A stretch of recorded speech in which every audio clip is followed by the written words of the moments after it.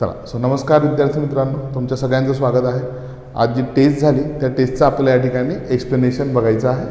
जे सुरुवातीला तुम्हाला या ठिकाणी क्वेश्चन दिले होते ते करंट अफेअर्सचे होते। तो सुरुवातीला आपण करंट अफेअर्सचे जे काही क्वेश्चन होते त्याचं एक्सप्लेनेशन या ठिकाणी बघणार आहोत। जो सुरुवात करूयात पहिल्या क्वेश्चनपासून। भारतामध्ये तृतीय पंथासाठी सर्वप्रथम धोरण आणणारे राज्य खालीलपैकी कुठले आहे? ठीक आहे, तर याचं उत्तर आहे तुमचं केरळ। जे तृतीयपंथीय लोक आहेत त्यांच्यासाठीचं धोरण केरळ राज्याने नुकतंच जाहीर केलं होतं, त्याच्यावरती हा प्रश्न तुम्हाला विचारण्यात आलेला होता। पुढचं बघा, खालीलपैकी योग्य विधान किंवा विधाने निवडा। आणि इथे तुम्हाला दोन विधानं त्या ठिकाणी दिलेले होते। सन 2026 हे सहकारसाठीचे आंतरराष्ट्रीय वर्ष म्हणून साजरे केले जाणार आहे आणि सहकारने चांगले जग निर्माण करा ही संकल्पना यासाठीची आहे। सो या ठिकाणी जे तुमचं ब विधान आहे हे तुमचं बरोबर आहे। आणि या ठिकाणी 2026च्या ऐवजी काय पाहिजे होतं, तर 2025 हे पर्यायामध्ये त्या ठिकाणी पाहिजे होतं, लक्षात घ्या। सो 2025 हे वर्ष होतं जे आंतरराष्ट्रीय सहकार वर्ष म्हणून त्या ठिकाणी साजरं केलं जाणार आहे। त्याच्यानंतर प्रश्न क्रमांक 3 बघा, खालीलपैकी बिनचूक विधान किंवा विधाने निवडा। असा पुन्हा इथे सेम प्रश्न आहे आणि या ठिकाणी सुद्धा तुम्हाला दोन विधानं दिले होते, विधान अ आणि विधान ब।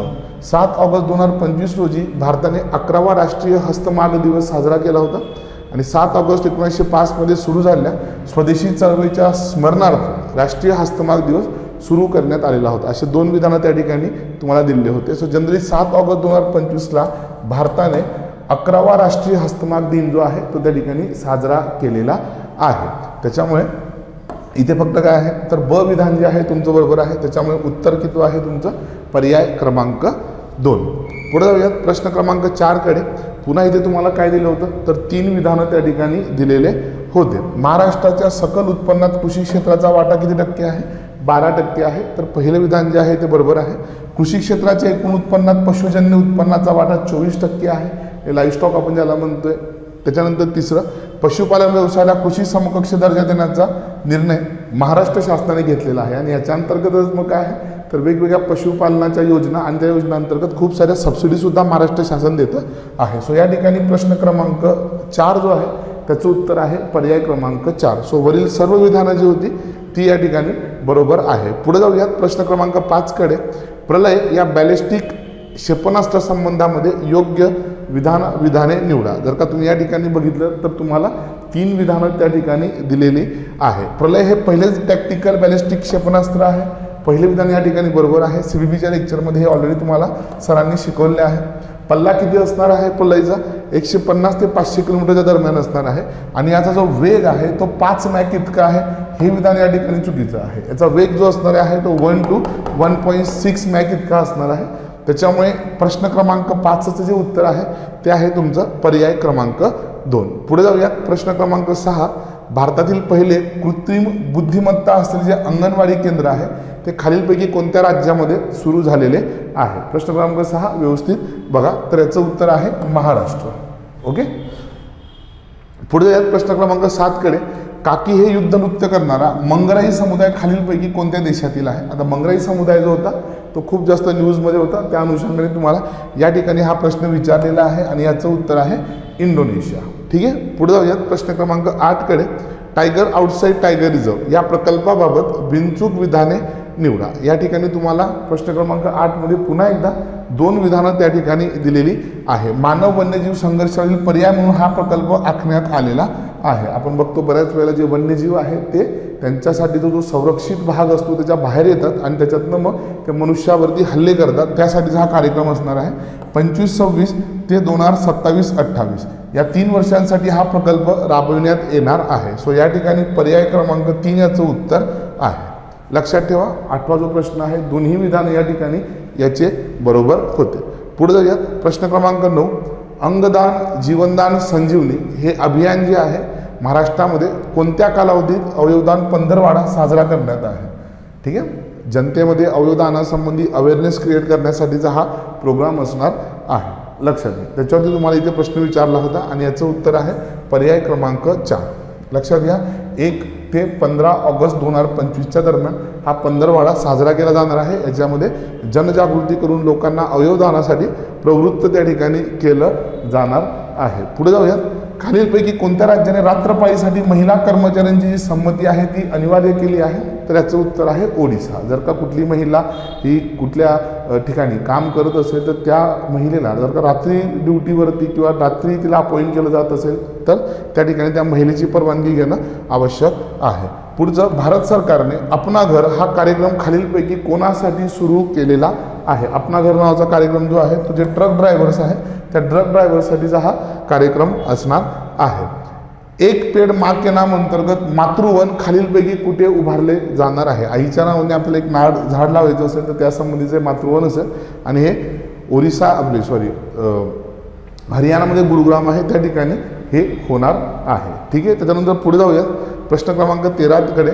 बिमस्टेकचा पहिला परंपरागत जो संगीत उत्सव आहे तो खालीलपैकी कोणत्या शहरामध्ये पार पडला? तर याचं उत्तर आहे नवी दिल्ली. ओके. ई साक्षी पोर्टल जे आहे खालीलपैकी कशासाठी कार्य करते? भारत सरकारने ई साक्षी पोर्टल जे लॉन्च केलेलं आहे ते कायसाठी? तर खासदारांना त्यांच्या कार्यामध्ये मदत करण्यासाठी हे पोर्टल असणार आहे. पुढे, राष्ट्रीय मत्स्य शेतकरी दिवस हा कधी साजरा केला जातो? आणि या ठिकाणी तुम्हाला एकूण 4 ऑप्शन दिले होते. त्यापैकी लक्षात ठेवा 10 जुलै जो आहे त्या दिवशी हा जो दिन आहे तो साजरा केला जातो. आपल्याला इथे आता इकॉनॉमिक्सचे जे क्वेश्चन आहे ते बघायचे आहेत. इथे प्रश्न क्रमांक 16 पासून आपले इकॉनॉमिक्सचे क्वेश्चन स्टार्ट होतात. इथे तुम्हाला 2 विधानं दिले होते. भारतीय बँकांसाठी रिझर्व्ह बँकेने बेसल एक निकष 1998 मध्ये लागू केले. पहिलं विधान बरोबर आहे. स्वित्झर्लंडमध्ये एक बँक आहे बेसल नावाची, ही बँकांसाठीचे निकष तयार करत असते. ठीक आहे. सो ते निकष जगभरातल्या ज्या बँका आहेत व्यापारी बँका त्या स्वीकारत असतात. सो पहिलं विधान बरोबर आहे. दुसरं विधान जे आहे की बेसल 2 आपण 2009 मध्ये लागू केले होते, 2007 मध्ये नाही. त्याच्यामुळे विधान अ चुकीचं असून विधान ब योग्य विधान अयोग्य असून विधान ब जे आहे ते योग्य आहे.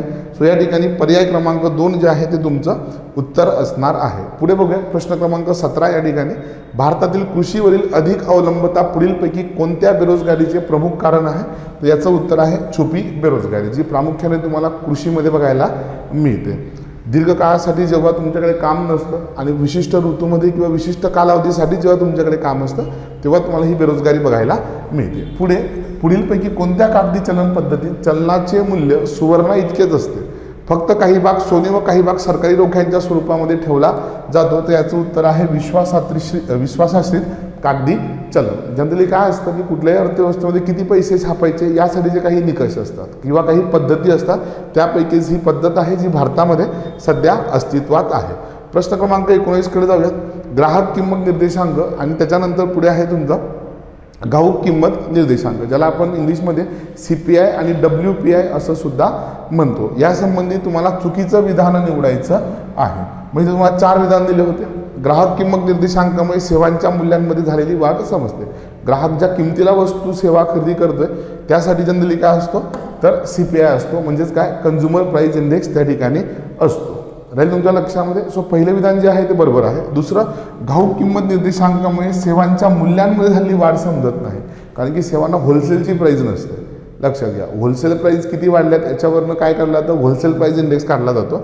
तिसरं विधान जे आहे ते चुकीचं आहे आणि हे आपलं उत्तर असणार आहे. का तर घाऊक किंमत निर्देशांक हा उत्पादन प्रक्रियेच्या शेवटच्या टप्प्यातील महागाई दर्शवतो नाही. ठीक आहे, सुरुवातीच्या टप्प्यातील महागाई ही होलसेल प्राइस इंडेक्समध्ये दर्शवली जाते.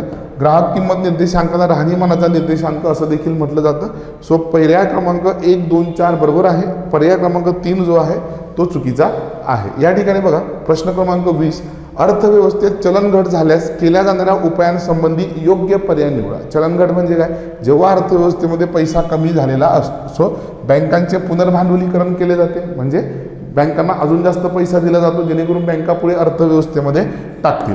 रिझर्व्ह बँक सरकारी कर्जरोख्यांची विक्री करते, हे चुकीचं आहे. का चुकीचं आहे? कारण की जेव्हा अर्थव्यवस्थेतून पैसा काढून घ्यायचा असतो, जेव्हा चलनवाढ झालेली असते तेव्हा हा मार्ग अवलंबला जातो. रिझर्व्ह बँक स्वस्त पैशाचे धोरण अवलंबते आणि प्रत्यक्ष करांमध्ये कपात केली जाते, जेणेकरून काय होईल लोकांच्या हातातला पैसा वाढेल, ज्याला आपण इझी मनी पॉलिसी किंवा स्वस्त पैशाचे धोरण असं म्हणतो. सो इथं प्रश्न क्रमांक 20 जर का बघितला तुम्ही तर ACD पर्याय क्रमांक 3 जे आहे ते याचं उत्तर असणार आहे. पुढे जाऊयात प्रश्न क्रमांक 21 कडे. एक नियम आहे इकॉनॉमिक्समध्ये, जसं जसं उत्पन्न वाढत जातं प्राथमिक वस्तूंवरील खर्चाची टक्केवारी कमी होते, याला आपण एंजेलचा नियम असं म्हणतो. काय म्हणतो? एंजेलचा नियम. सो पर्याय क्रमांक 1 या ठिकाणी उत्तर आहे. नाबार्ड जी आहे बघा, national bank for agriculture and rural development. So NABARD ही जी वित्तीय संस्था आहे जी प्रामुख्याने रिफायनान्स किंवा ज्याला आपण पुनर्वित्त पुरवठा करतो असं म्हणते, ही कोणाच्या किंवा कोणत्या समितीच्या शिफारशीनुसार स्थापन झाली होती, तर शिवरामन समिती होती ज्यांनी नाबार्डची शिफारस केली होती. पुढे जाऊन 82ला नाबार्डची स्थापना झाली. औद्योगिक उत्पादनाचा जो निर्देशांक आहे त्याला आपण IIP असं म्हणतो. तो IIP जर का काढायचा असेल तर त्यापैकी कुठल्या वस्तूंचा आपण त्याच्यामध्ये समावेश करतो, किंवा वस्तुगटांचा खाणकाम आहे, उत्पादन आहे आणि वीज आहे. प्राथमिक वस्तू आपण IIP मध्ये कन्सिडर करत नाही, ते आपण CPI आणि WPI मध्ये कन्सिडर करतो. या ठिकाणी जर का तुम्ही बघितलं A, B आणि C, पर्याय क्रमांक 4 जो आहे तो या ठिकाणी उत्तर असणार आहे. ठीक आहे, पुढे जाऊयात प्रश्न क्रमांक 24 कडे. पुढीलपैकी कोणत्या वर्षापासून भारतामध्ये समानीकरण शुल्क जे आहे ते आकारलं जातं. तर समानीकरण शुल्क काय आहे, याला गुगल टॅक्स असं पण म्हटलं जातं. जनरली भारतामध्ये जे दुसऱ्या देशातले ऑनलाईन प्लॅटफॉर्म जसं की ॲमेझॉन वगैरे आहे, गुगल आहे, वेगवेगळ्या सेवा देतात, त्यांच्यावरती लावलेला हा काय असतो, कर असतो. हा भारतामध्ये 2016-17 पासून लावला जातो. पुढे जाऊयात. लेखापरीक्षणाच्या कोणत्या प्रकारात आर्थिक वर्षातील काही निवडक व्यवहारांचे लेखापरीक्षण केले जाते, तर याचं उत्तर आहे अनुवृत्ती लेखापरीक्षण. सिलेक्टेड घटकांचंच फक्त याच्यामध्ये ऑडिट होतं. पुढे जाऊयात प्रश्न क्रमांक 26 कडे. राजकोषीय धोरणासंबंधी असलेल्या विधानांतून तुम्हाला या ठिकाणी अयोग्य विधान निवडायचं आहे, म्हणजे चुकीचं. इथे तुम्हाला 4 विधानं त्या ठिकाणी दिलेली आहे. प्रश्न क्रमांक 26 एकदा व्यवस्थित बघा. या टॉपिकवरती आयोगाने खूप वेळा प्रश्न विचारलेले आहे. नैसर्गिक संसाधने, भांडवली संसाधने, उत्पन्न, नफा यातून सरकार स्रोतांची उभारणी करते. अगदी बरोबर आहे. राजकोषीय धोरण म्हणजे काय, सरकारच्या तिजोरीत येणारा पैसा आणि तिजोरीतनं खर्च होणारा पैसा या संबंधीचं हे धोरण असतं. आर्थिक समानता प्रस्थापित करण्यासाठी राजकोषीय धोरण हे प्रभावी साधन आहे, हे पण अगदी बरोबर आहे. तिसरा जो पर्याय आहे तो चुकीचा आहे. शासकीय खर्चात वाढ केल्यास चलनवाढ होते, तर शासकीय खर्च वाढवल्यास चलनवाढ नियंत्रित होते, हे अपोजिट आहे. जेव्हा शासकीय खर्च वाढतो तेव्हा लोकांच्या हातातला पैसा पण वाढतो आणि त्याच्यामुळे चलनवाढ होते. तर जेव्हा शासकीय खर्च कमी होतो तेव्हा चलनघट होऊन त्या ठिकाणी काय होतं, थोडी महागाई कमी त्या ठिकाणी होते. सो पर्याय क्रमांक 3 याचं उत्तर आहे. आणि शासकीय वाढ करण्यासोबतच खर्चाचे विशेषीकरण केली जाते. हे सगळे राजकोषीय धोरणाचे वैशिष्ट्य असतात. प्रश्न क्रमांक 27 बघा. सन 1980 मध्ये राष्ट्रीयकरण करण्यात आलेल्या बँकांमध्ये पुढीलपैकी कोणत्या बँकेचा समावेश नव्हता. आपण 1980ला वेगवेगळ्या बँकांचं नॅशनलायझेशन केलं, त्याचा जो पर्याय क्रमांक 4 आहे. कुठला, इंडियन बँक त्याच्यामध्ये नव्हती. आपण 2 वेळा राष्ट्रीयकरण केलेलं आहे, यापूर्वी 69ला आणि 1980ला. ठीक आहे, लक्षात ठेवा. 14 बँका आणि 6 बँकांचं नॅशनलायझेशन त्या ठिकाणी झालं होतं. ओके, हा झाला प्रश्न क्रमांक 27. पुढे जाऊयात प्रश्न क्रमांक 28 कडे. 12 जुलै 1991 रोजी जाहीर करण्यात आलेल्या नवीन औद्योगिक धोरणाद्वारे पुढीलपैकी कोणते महत्त्वाचे धोरणात्मक निर्णय घेण्यात आले. लक्षात घ्या, 1991 जे नवीन औद्योगिक धोरण आलं होतं, आपण आर्थिक सुधारणा केल्या आणि औद्योगिक क्षेत्रामध्ये स्थानिकीकरणाचे धोरण शिथिल करण्यात आलेलं होतं. हा सगळ्यात महत्त्वाचा धोरणाचा निर्णय होता. सो इथं जर का तुम्ही बघितलं तर पर्याय क्रमांक 4 याचं उत्तर आहे. आता बी मध्ये काय केलं होतं तुम्ही बघा. सार्वजनिक क्षेत्राची भूमिका वाढवली होती का नाही.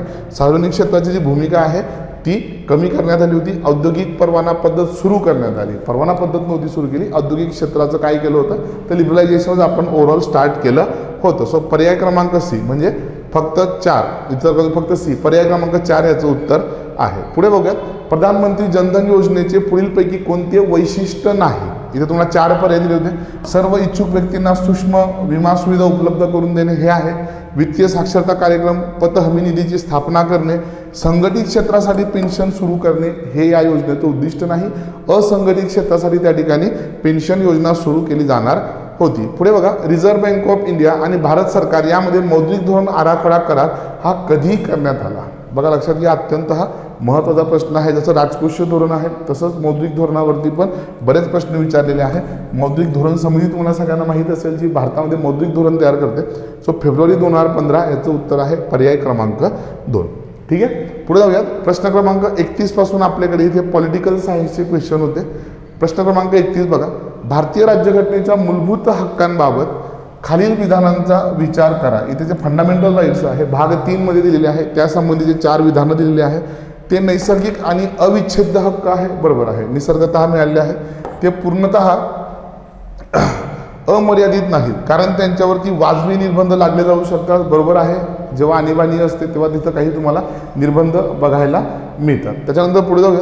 मूलभूत हक्कांच्या उल्लंघनासाठी थेट उच्च न्यायालय किंवा सर्वोच्च न्यायालयात दाद मागता येते. कलम 32 तुम्हाला माहीत असेल. ते नकारात्मक स्वरूपाचे असतात, कारण ते राज्याच्या अधिकारांवरती मर्यादा घालतात. हे विधान सुद्धा या ठिकाणी बरोबर आहे. सो पर्याय क्रमांक 4 याचं उत्तर त्या ठिकाणी आहे. सो वरील सर्व विधानं जी होती प्रश्न क्रमांक 31 मधली ती अगदी बरोबर आहे. प्रश्न क्रमांक 32 कडे जाऊयात. इथे तुम्हाला धन विधेयकाबाबत इथे प्रश्न विचारलेला आहे. या ठिकाणी बघा, धन विधेयक आणि अर्थ विधेयक यातील फरक कोणत्या विधानांनी स्पष्ट होतो. व्यवस्थित लक्ष द्या. धन विधेयक हे नेहमीच अर्थ विधेयक असते, परंतु प्रत्येक अर्थ विधेयक हे धन विधेयक असत नाही. हे जे पहिले विधान आहे हे बरोबर आहे. धन विधेयक केवळ लोकसभेत मांडले जाऊ शकते, तर अर्थ विधेयक कोणत्याही सभागृहात मांडले जाऊ शकते. या ठिकाणचं जे दुसरं विधान आहे प्रश्न क्रमांक 32 मधलं, या ठिकाणी दुसरं विधान जे आहे ते तुमचं चुकीचं आहे. काही अर्थ विधेयक आपण काय करू शकतो, मांडू शकतो, सर्व नाही मांडू शकत. धन विधेयकासाठी राष्ट्रपतींची पूर्व परवानगी आवश्यक असते, तर काही अर्थ विधेयकांसाठी ती आवश्यक असते. धन विधेयकावर संयुक्त बैठका शक्य नसतात, तर अर्थ विधेयकावरती काय असते, तर हे असते, शक्य असते. सो या ठिकाणी A, C आणि D पर्याय क्रमांक 2 याचं उत्तर असणार आहे. ठीक आहे. चला पुढे जाऊयात. प्रश्न क्रमांक 33 कडे. खालीलपैकी कोणती विधान राज्यघटनेच्या मूलभूत संरचनेबाबत सत्य आहे. इथं काय विचारलं तुम्हाला, कुठलं विधान सत्य आहे. ही संकल्पना राज्यघटनेच्या सुरुवातीपासून नमूद केली होती, अगदी चुकीचं आहे. ठीक आहे. ही नंतरच्या काळामध्ये आली. केशवानंद भारती केस नंतर तुम्हाला सगळ्यांना माहीत आहे. सर्वोच्च न्यायालयाला या सिद्धांतानुसार कुठल्याही घटनादुरुस्तीला रद्द करण्याचा अधिकार आहे. हे उत्तर चुकीचं आहे, किंवा हा जो पर्याय आहे हा तुमचा बरोबर आहे आणि हे तुमचं उत्तर आहे. लक्षात घ्या. सर्वोच्च न्यायालय कुठली घटनादुरुस्ती रद्द करू शकतो जर का कुठल्या जी मूलभूत संरचना आहे त्या मूलभूत संरचनेमध्ये जर का बदल होत असेल तर. सो पर्याय क्रमांक 2 याचं उत्तर आहे. बाकी धर्मनिरपेक्षता हा मूलभूत संरचनेचा भाग नाही. ऑब्व्हियसली तो मूलभूत संरचनेचा भाग आहे. घटनाकर्त्यांनी तशी तरतूद करून ठेवली. संसद मूलभूत रचनेत बदल करू शकते, तर ते जनतेच्या हिताचे असेल, अजिबात नाही. मूलभूत संरचनेला धक्का लावता येत नाही. सो केशवानंद भारती केस तुम्ही एकदा बघून घेणे. प्रश्न क्रमांक 33 जो आहे त्याचं उत्तर या ठिकाणी 2 आहे. पुढे जाऊया प्रश्न क्रमांक 34 कडे. केंद्रीय माहिती आयोग जो आहे त्यासंबंधी इथं तुम्हाला 4 विधानं त्या ठिकाणी दिलेली होती. हा एक वैधानिक आयोग आहे, संविधानिक नाही, अगदी बरोबर आहे. त्याच्यानंतर त्याचे सदस्य भारताचे राष्ट्रपती नियुक्त करतात, अगदी बरोबर आहे. त्याला माहिती अधिकार कायद्याअंतर्गत तक्रारी ऐकण्याचा आणि चौकशी करण्याचा पण अधिकार त्या ठिकाणी असतो. त्याच्या शिफारशी सरकारवर बंधनकारक नसतात. त्याच्यामुळे या ठिकाणी जर का तुम्ही बघितलं तर पर्याय क्रमांक इथे जर तुम्हाला हे दिले विधानं, त्यातलं जे D विधान आहे ते चुकीचं आहे. मग इथे जर का बघितलं तर A, B आणि C पर्याय क्रमांक 1 याचं उत्तर असणार आहे. ठीक आहे. 34. पुढे जाऊया प्रश्न क्रमांक 35 कडे. भारतीय संविधानातील राज्याच्या धोरणाची जी मार्गदर्शक तत्वे आहे DPSP ज्यांना आपण म्हणतो, त्या संदर्भात खालीलपैकी कोणते विधान चुकीचे आहे. इथे तुम्हाला काय दिले, पुन्हा एकदा 4 विधानं त्या ठिकाणी दिलेले आहेत प्रश्न क्रमांक 35 मध्ये. ती देशात कल्याणकारी राज्याची स्थापना करण्याचा प्रयत्न करते, सामाजिक आणि आर्थिक लोकशाहीचे प्रतीक आहे, त्यांच्या अंमलबजावणीसाठी न्यायालयीन आदेश काढता येतात. हे चुकीचं आहे. ठीक आहे. ते काय नाही आहे, तर न्यायालयामध्ये आव्हान देता येत नाही. राज्यांवर नैतिक आणि राजकीय बंधनं आहेत. सो पहिलं, दुसरं आणि चौथं विधान अगदी बरोबर आहे. इथं लक्षात ठेवा, राज्य धोरणाच्या मार्गदर्शक तत्वांना आपण न्यायालयात आव्हान देऊ शकत नाही. प्रश्न क्रमांक 36 बघा. भारतीय राष्ट्रपतींच्या निवारक नजरकैदेचा जो प्रिव्हेंटिव्ह डिटेन्शनचा अधिकार आहे, ठीक आहे, त्यासंबंधीचं हे आहे. कलम 22 संदर्भात खालील विधाने विचारत घ्या. इथे तुम्हाला 3 विधानं त्या ठिकाणी दिलेली आहेत. ओके. पहिलं विधान बघा. कलम 22 नुसार अटक केलेल्या व्यक्तीला अटकेचे जे कारण आहे ते सांगणे बंधनकारक आहे, अगदी बरोबर आहे. निवारक नजर कैदेत असलेल्या व्यक्तीला 24 तासांच्या आत दंडाधिकाऱ्यांच्या समोर उभं करावं लागतं, हे पण तुम्हाला सगळ्यांना माहीत आहे. निवारक नजर कैदेचा जो कालावधी आहे तो सामान्यतः 3 महिन्यापेक्षा जास्त असू शकत नाही, जोपर्यंत सल्लागार मंडळ वाढवण्याची शिफारस करत नाही. सो इथे तिघही विधानं बरोबर असल्यामुळे पर्याय क्रमांक 4 हे याचं उत्तर असणार आहे. पुढे जाऊयात प्रश्न क्रमांक 37 कडे. राज्य लोकसेवा आयोगाच्या संदर्भात खालीलपैकी कोणते विधान सत्य आहे. प्रश्न क्रमांक 37 मध्ये जर का बघितलं तिथे तुम्हाला 4 विधानं दिली आहेत. त्यांचे अध्यक्ष व सदस्यांची नेमणूक राज्यपाल करतात, परंतु त्यांना पदावरून वेगळे राष्ट्रपतीच करू शकतात. हे विधान बरोबर आहे. पुढचे जे तिघही विधानं होते ते काय आहे, तर चुकीचे आहेत. लक्षात ठेवा. त्यांच्या सेवासाठी राज्य विधान ठरवते का? नाही. त्यांचे कार्यकाळ केवळ एक घटनात्मक संस्था आहे किंवा घटनात्मक बॉडी आहे, कॉन्स्टिट्यूशनल. राज्य सरकारसाठी गट आणि ब अधिकाऱ्यांची भरती करतात. ठीक आहे, पुढे जाऊयात. प्रश्न क्रमांक 38 कडे. राष्ट्रीय आणीबाणी घोषित झाल्यावर राज्यांच्या कार्यकारी अधिकारांवर आणि कायदेविषयक अधिकारांवरती काय परिणाम होतात? प्रश्न क्रमांक 38. तर केंद्र सरकार राज्यांना कार्यकारी आदेश देऊ शकते आणि संसद राज्यांसाठी कायदे त्या ठिकाणी करू शकते, हे याचं उत्तर असणार आहे. बघा, कार्यकारी अधिकार करण्याचा आदेश देण्याचा अधिकार कोणाचा असतो? केंद्राचा असतो. आणि कायदे करण्याचा अधिकार कोणाकडे जातो? संसदेकडे जातो. कुठल्या काळामध्ये? आणीबाणीच्या काळामध्ये. पुढे जाऊया प्रश्न क्रमांक 39 कडे. राजकीय पक्षांना राष्ट्रीय पक्ष किंवा राज्य पक्ष म्हणून मान्यता देण्याचे जे निकष आहे ते खालीलपैकी कोण ठरवतं? आता हा जो क्वेश्चन होता हे एकदम बेसिक टाईपचा क्वेश्चन आहे. याचं उत्तर तुम्हाला सगळ्यांना माहीत असेल. तर निवडणूक आयोग जे आहे ते निकष ठरवतात किंवा मान्यता देत असतात. उच्च न्यायालयाचा जो रीट अधिकार आहे, सर्वोच्च न्यायालयाच्या रीट अधिकाराच्या बाबतीपेक्षा तो व्यापक आहे असं आपण जनरली म्हणतो. त्याच्याबद्दल तुम्हाला इथे प्रश्न विचारलेला होता. सो उच्च न्यायालय मूलभूत हक्कांच्या अंमलबजावणीसाठी तसेच इतर कोणत्याही कायदेशीर हक्कासाठी रीट्स जारी त्या ठिकाणी करू शकते. इथे जर का तुम्ही बघितलं तर उच्च न्यायालयाचा जो रीट अधिकार आहे तो सर्वोच्च न्यायालयाच्या रीट अधिकारापेक्षा व्यापक ठरतो. आलं तुमच्या लक्षामध्ये? सो पर्याय क्रमांक 2 याचं या ठिकाणी उत्तर आहे. पुढचा बघूयात प्रश्न क्रमांक 41. लोकसभा आणि राज्यसभा यांच्यातील जे अधिकार आहेत संदर्भात खालीलपैकी कोणत्या बाबींमध्ये राज्यसभेच्या तुलनेमध्ये कमी आहे? बघा लक्षात घ्या, लोकसभा आणि राज्यसभा यांच्यातील अधिकार खालीलपैकी कोणत्या संदर्भात राज्यसभा लोकसभेच्या तुलनेमध्ये कमकुवत आहे? धनविधेयक संमत करणे, अविश्वासाचा ठराव संमत करणे आणि राष्ट्रीय आणीबाणीचा ठराव रद्द करणे. या ठिकाणी सी जे आहे ते तुमचं चुकीचं आहे. फक्त धनविधेयक संमत करणे आणि अविश्वासाचा ठराव संमत करणे. लोकसभेच्या तुलनेमध्ये काय आहे? तर राज्यसभा जी आहे ती थोडी कमकुवत आहे. का? कारण की हे विधेयक कुठे मांडले जातात? तर लोकसभेमध्येच मांडले जातात. म्हणून तुम्हाला असं या ठिकाणी विचारलेलं आहे. पुढचं बघा, जिल्हा आणि सत्र न्यायाधीश यांची नेमणूक पुढीलपैकी कोण करतं? आणि इथे तुम्हाला चार ऑप्शन त्या ठिकाणी दिलेले आहे. तर जिल्हा आणि सत्र न्यायाधीशांची नेमणूक आहे ती राज्यपालांमार्फत केली जाते. सध्या हा मुद्दा खूप चर्चेत होता म्हणून याच्यावरती तुम्हाला प्रश्न विचारलेला आहे. इथे राज्य वित्त आयोगाबाबत तुम्हाला प्रश्न विचारला होता. राज्य वित्त आयोगाची स्थापना 73 आणि 74व्या घटना दुरुस्तीनंतर कोणत्या उद्देशाने केली गेली? कलम 243 I मध्ये जनरल याची तरतूद आहे. तर राज्य सरकार आणि स्थानिक स्वराज्य संस्थांमधील वित्त संबंधांचे पुनरावलोकन करण्यासाठी. आपल्याला सगळ्यांना माहिती आहे की पंचायत संस्थांना अपेक्षित यश मिळत नव्हतं. त्याच्यामागचं एक कारण होतं की वित्त पुरवठा तितकासा होत नव्हता. म्हणून काय केलं होतं? तर राज्य वित्त आयोगाची त्या ठिकाणी शिफारस करण्यात आलेली होती. लक्षात ठेवा. म्हणून त्या ठिकाणी पर्याय क्रमांक 2 याचं उत्तर होतं. पुढे बघा,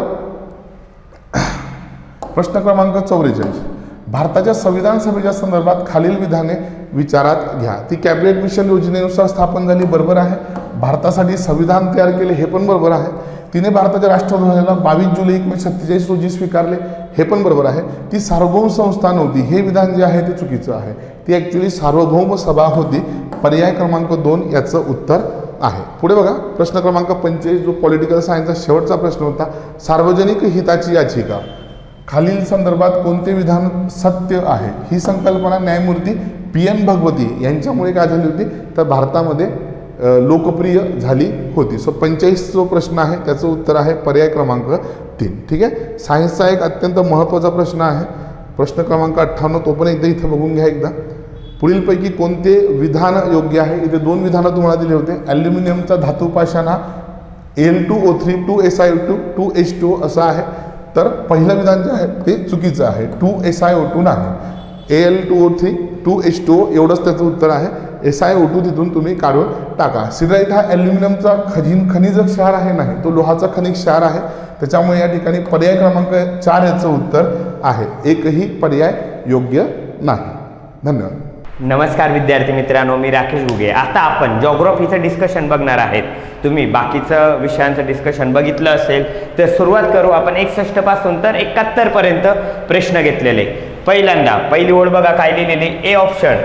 काय हो ए ऑप्शन आहे? प्रत्येकाने प्रश्न व्यवस्थित वाचला असेल अशी अपेक्षा आहे. चला सुरुवात करू. बघा, सातमाळा अजिंठा डोंगर रांग तापी आणि गोदावरी खोरे वेगळे करते.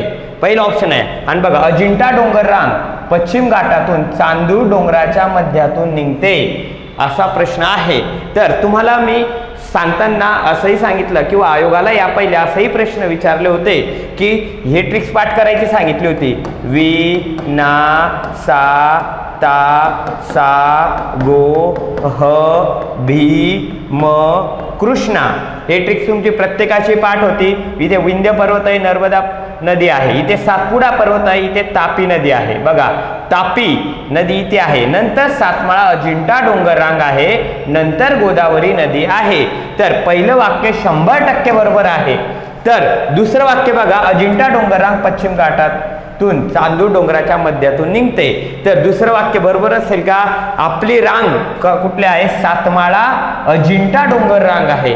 पहिल्यांदा सातमाळा डोंगररांग जी आहे ही चांदूर डोंगराच्या मध्यातून निघते, परंतु अजिंठा डोंगररांग कुठून चालू होते? अंकाई टंकाई या ठिकाणून तुटलेली आहे. नाशिक जिल्ह्यामध्ये अंकाई टंकाई असं ठिकाण आहे. इथून कुठली डोंगररांग झालेली आहे? इथे अजिंठा डोंगररांग झालेली आहे.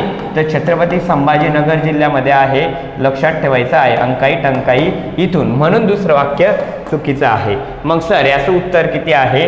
ए बरोबर आणि बी चूक. अशा पद्धतीने अपेक्षा अशी आहे की सर्वांनी पहिलं उत्तर केलं असेल तर तो प्रश्न 100% प्रत्येकाचा बरोबर आला असेल. समजलं असं? विना सात सागो ह भीम कृष्णा 100% पाठच ठेवायचं आहे तर तुमचा प्रश्न बरोबर येईल. आता आपण थोड्या पुढे जाऊ. थोड्या पुढे म्हणजे कुठे? बघा थोड्या पुढे पुढचा प्रश्न 62 नंबरचा प्रश्न बघणार आहे. आता आपण 62 नंबर बघा. 62 नंबरचा प्रश्न, महाराष्ट्रातील घाटांसंदर्भात खालील विधानांचा विचार करा. अशाच पद्धतीने आयोगाचे आवडते घाट असतात. घाटांवर प्रश्न विचारला जातो. उत्तरेकडून दक्षिणेकडे क्रम लावा, दक्षिणेकडून उत्तरेकडे क्रम लावा. आणि अजून घाटांमध्ये वन लाईन बिटलाही प्रश्न विचारला जातो. म्हणजे आत्ता आयोगाला प्रश्न विचारला होता, हनुमंते घाट कुठून तर कुठपर्यंत आहे? कोल्हापूर ते कुडाळ या दरम्यान हनुमंते घाट आहे. तर इथे सुद्धा विधानांचा विचार करा. पहिलं विधान बघा, पुणे रायगड मार्गावर दिवा घाट आहे. तर दिवा घाट लक्षात ठेवताना मी तुम्हाला कसं सांगितलं होतं, पुणे इथून चालू होतो, परंतु दिवा घाट कुठे आहे? पुणे बारामती या दरम्यान मध्ये आहे. मी तुम्हाला असं सांगितलं होतं, आपले माननीय उपमुख्यमंत्री बरोबर ना दिव्याच्या गाडीमध्ये जातात बारामतीला, त्या दरम्यान दिवा घाट आहे. त्यामुळे पहिलं वाक्य ए विधान चुकीचं आहे. इथे बघा कोल्हापूर रत्नागिरी या मार्गावर आंबोली घाट आहे. सर आंबोली घाट नाही, तर आंबोली घाट उत्तरेकडून दक्षिणेकडे ज्यावेळेस क्रम लावायला विचारला जातो त्यावेळेस आंबोली घाट हा कुठून चालू होतो? सावंतवाडी पासून तर बेळगाव पर्यंत. हा इथे बेळगाव पर्यंत कुठला घाट आहे? आंबोली घाट आहे. नंतर बघा सावंतवाडी पासून तर पणजी पर्यंत या ठिकाणी फोंडा घाट आहे. नंतर कोल्हापूर ते रत्नागिरीच्या दरम्यान, कुठून सांगतोय मी? कोल्हापूर ते रत्नागिरीच्या दरम्यान या ठिकाणी कुठला घाट आहे? आंबा घाट आहे. उत्तरेकडून दक्षिणेकडे क्रम लावा असाही प्रश्न कधी विचारला तर इथे लक्षात ठेवायचा. इथे मी तुम्हाला आंबोली सांगितला, त्यामुळे इथे कोल्हापूर रत्नागिरी दिलेला आहे. हे वाक्य चुकीचं आहे. इथे काय पाहिजे होतं? आंबा घाट पाहिजे होतं. वाक्य 100% बरोबर आलं असतं. इथे दिवा घाटच्या जागी काय पाहिजे होतं? पुणे रायगडच्या दरम्यान कुठला घाट आहे? ताम्हिणी घाट आहे. लक्षात ठेवायचं आहे. म्हणजे सर उत्तर याचं काय आहे? दोन्ही चूक असं याचा 3 नंबरचं उत्तर दिलेलं आहे. 100% तुमचा प्रश्न बरोबर आला पाहिजे. सोप्या कॅटेगरी मधला प्रश्न होता, खूप सोप्या कॅटेगरी मधला प्रश्न होता. प्रश्न बरोबर यायला पाहिजे होता. तर चला आता आपण थोडं पुढच्या पेजवर जाणार आहे. पुढचं पेज बघू. 63 नंबरचा प्रश्न आहे. तुम्हाला प्रत्येकाला प्रश्न दिसत असेल. 63 बघा, महाराष्ट्र पठाराबद्दल योग्य विधान निवडा. महाराष्ट्र पठार, महाराष्ट्र तुम्हाला माहिती आहे सर, महाराष्ट्र असा आहे, असा महाराष्ट्र आहे. पहिलं वाक्य, महाराष्ट्र पठाराची उत्तर दक्षिण लांबी 700 किलोमीटर आहे. शिकवताना सांगितलं होतं इथे आपला सह्याद्री पर्वत आहे आणि उत्तर दक्षिण लांबी किती किलोमीटर सांगितली? 700 किलोमीटर. पहिलं वाक्य 100% बरोबर आहे. आणि महाराष्ट्र पठाराची पूर्व पश्चिम लांबी 800 किलोमीटर आहे. असं आहे का? ही कुठली दिशा आहे? ही पूर्व दिशा आहे, ही पश्चिम दिशा आहे. महाराष्ट्राची पूर्व पश्चिम लांबी 800 किलोमीटर आहे. तर महाराष्ट्र पठाराची पूर्व पश्चिम लांबी 750 किलोमीटर आहे. हे पाठ पाहिजे होतं, सोप्या कॅटेगरीतला प्रश्न होता. 750 किलोमीटर. आणि बघा हे पठार 29 वेळा लाव्हा रसाचा उद्रेक होऊन तयार झाले आहे. बरोबर आहे, 29 वेळा आपला लाव्हा रसाचा उद्रेक झाला, त्यावेळेस हे पठार तयार झाले. रियुनियम बेटाजवळून जात असताना 29 वेळा उद्रेक झाला आणि त्यावेळेस आपला कुठला ज्वालामुखी उफाळला गेला होता? बेसिक प्रकारचा ज्वालामुखी उफाळला गेला. आणि महाराष्ट्र पठार हे अग्निजन्य बेसाल्ट खडकापासून तयार झाले आहे. त्यामुळे हे पण वाक्य 100% बरोबर आहे. तर तुमचं उत्तर काय यायला पाहिजे होतं? ए आणि सी हे बाय हे दोन्ही बरोबर पाहिजे होते. आलं असेल, 3 नंबरचं उत्तर सर्वांचं बरोबर आलं असेल अशी अपेक्षा आहे. पुढचा प्रश्न बघा, भारतातील नद्यांचा उत्तरेकडून दक्षिणेकडे क्रम लावा, असा प्रश्न होता. बघा नद्यांचा इथे शोक दिले, इथे स्पिटी दिली, इथे जास्कर दिले, इथे काय सतलज दिले आहे. नंतर इथे बघा शोक दिल्ली, जास्कर दिल्ली, स्पिटी दिल्ली आहे आणि सतलज दिल्ली आहे. त्यानंतर या ठिकाणी जास्कर आहे, शोक आहे, सतलज आहे आणि स्पिटी आहे. मित्रांनो लक्षात ठेवायचं आहे, उत्तरेकडून दक्षिणेकडे मासा क्रम लावा विचारलाय म्हणजे वरतून खालती असा क्रम लावा. एकदा मी तुम्हाला असं सांगितलं होतं, सबीराची झाशी अशा पद्धतीने सांगितलं होतं. इथे खालतून गेले होते आपण, सबीराची झाशी अशा पद्धतीने तुम्हाला सांगितलं होतं. बरोबर ना? तुम्हाला हे तरी माहिती पाहिजे की सतलज नदी यामध्ये सर्वात खालती आहे, तर त्याच्यावरती कुठली नदी आहे? जास्कर नदी आहे. मग इथे सतलज सर्वात शेवटी दिसत आहे. शोक ही जी नदी आहे ही शोक ही कोणाची उपनदी आहे? शोक नदी. लक्षात ठेवायचं आहे, शोक ही सिंधूची उपनदी आहे, त्यामुळे शोक सर्वात वर आहे, त्यानंतर जास्कर आहे, त्यानंतर स्पिटी आहे आणि त्यानंतर कुठली नदी आहे? सतलज नदी आहे.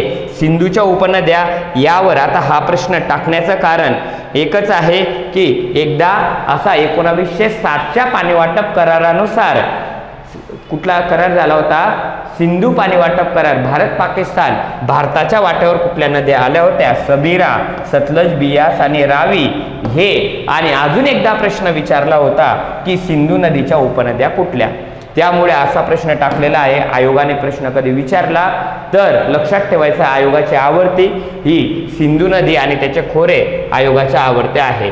बघा पुढचा प्रश्न बघू आता. 65 नंबरचा प्रश्नांवर सर्वांनी यायचं आहे. सर याचं उत्तर किती? त्याचं उत्तर 2 नंबरचं उत्तर सांगितलेलं आहे. पुढचा प्रश्न, महाराष्ट्रात केंद्रित वसाहतींची निर्मिती कोणत्या प्राकृतिक घटकांमुळे झालेली आहे? केंद्रित वसाहती तुम्हाला माहिती आहे, केंद्रित वसाहती एखाद्या केंद्राभोवती वसाहती काय झाल्या आहे? आजूबाजूने तयार झालेल्या आहे. याला काय म्हणतात? केंद्रित वसाहती असे म्हणतात. बघा नद्यांच्या खोऱ्यातील पाण्याची उपलब्धता तुम्हाला माहिती आहे, ज्या ठिकाणी पाणी असेल त्या ठिकाणी लोक राहायला जातील. 100% बरोबर आहे. नद्यांतील जमीन जास्तीत जास्त लागवडीखाली आणणे. कुठले? नदी खोऱ्यातील जमीन जास्तीत जास्त लागवडीखाली आणणे.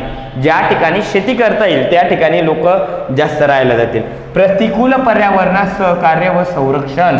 बरोबर आहे, सहकार्य देणे आणि संरक्षण करणे. इथे काय असेल बरं? इथे सुद्धा केंद्रित वसाहती असेल. म्हणजे याचं उत्तर काय आहे? वरीलपैकी सर्व असं याचं उत्तर दिलेलं आहे.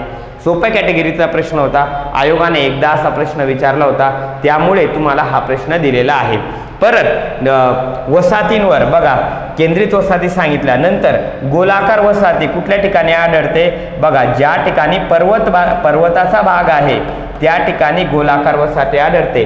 ज्या ठिकाणी देऊळ आहे त्या ठिकाणी देऊळ असतं, देऊळ बांधलेलं असतं, त्याच्या आजूबाजूला सुद्धा गोलाकार वसाहती आढळते. परत गोलाकार वसाहती अजून कुठे आढळेल बरं का? ज्या ठिकाणी सरोवर आहे सरोवराच्या आजूबाजूला सुद्धा गोलाकार वसाहती आढळेल. तुम्हाला माहिती आहे बघा, रेषाकृती वसाहती कुठे आढळते? ज्या ठिकाणी रस्ते गेलेले आहे त्या ठिकाणी रेषाकृती वसाहती आढळेल. परत ज्या ठिकाणी त्रिकोणाकार रस्ते वसाहती कुठे आढळतील? ज्या ठिकाणी बघा नदीचा दुआबाचा भाग आहे, दुआब, दोन नद्यांचा मधला भूभाग म्हणजे काय, दुआब, त्या ठिकाणी सुद्धा गोलाकार कुठली वसाहती आढळेल, त्रिकोणाकृती वस्ती आढळेल.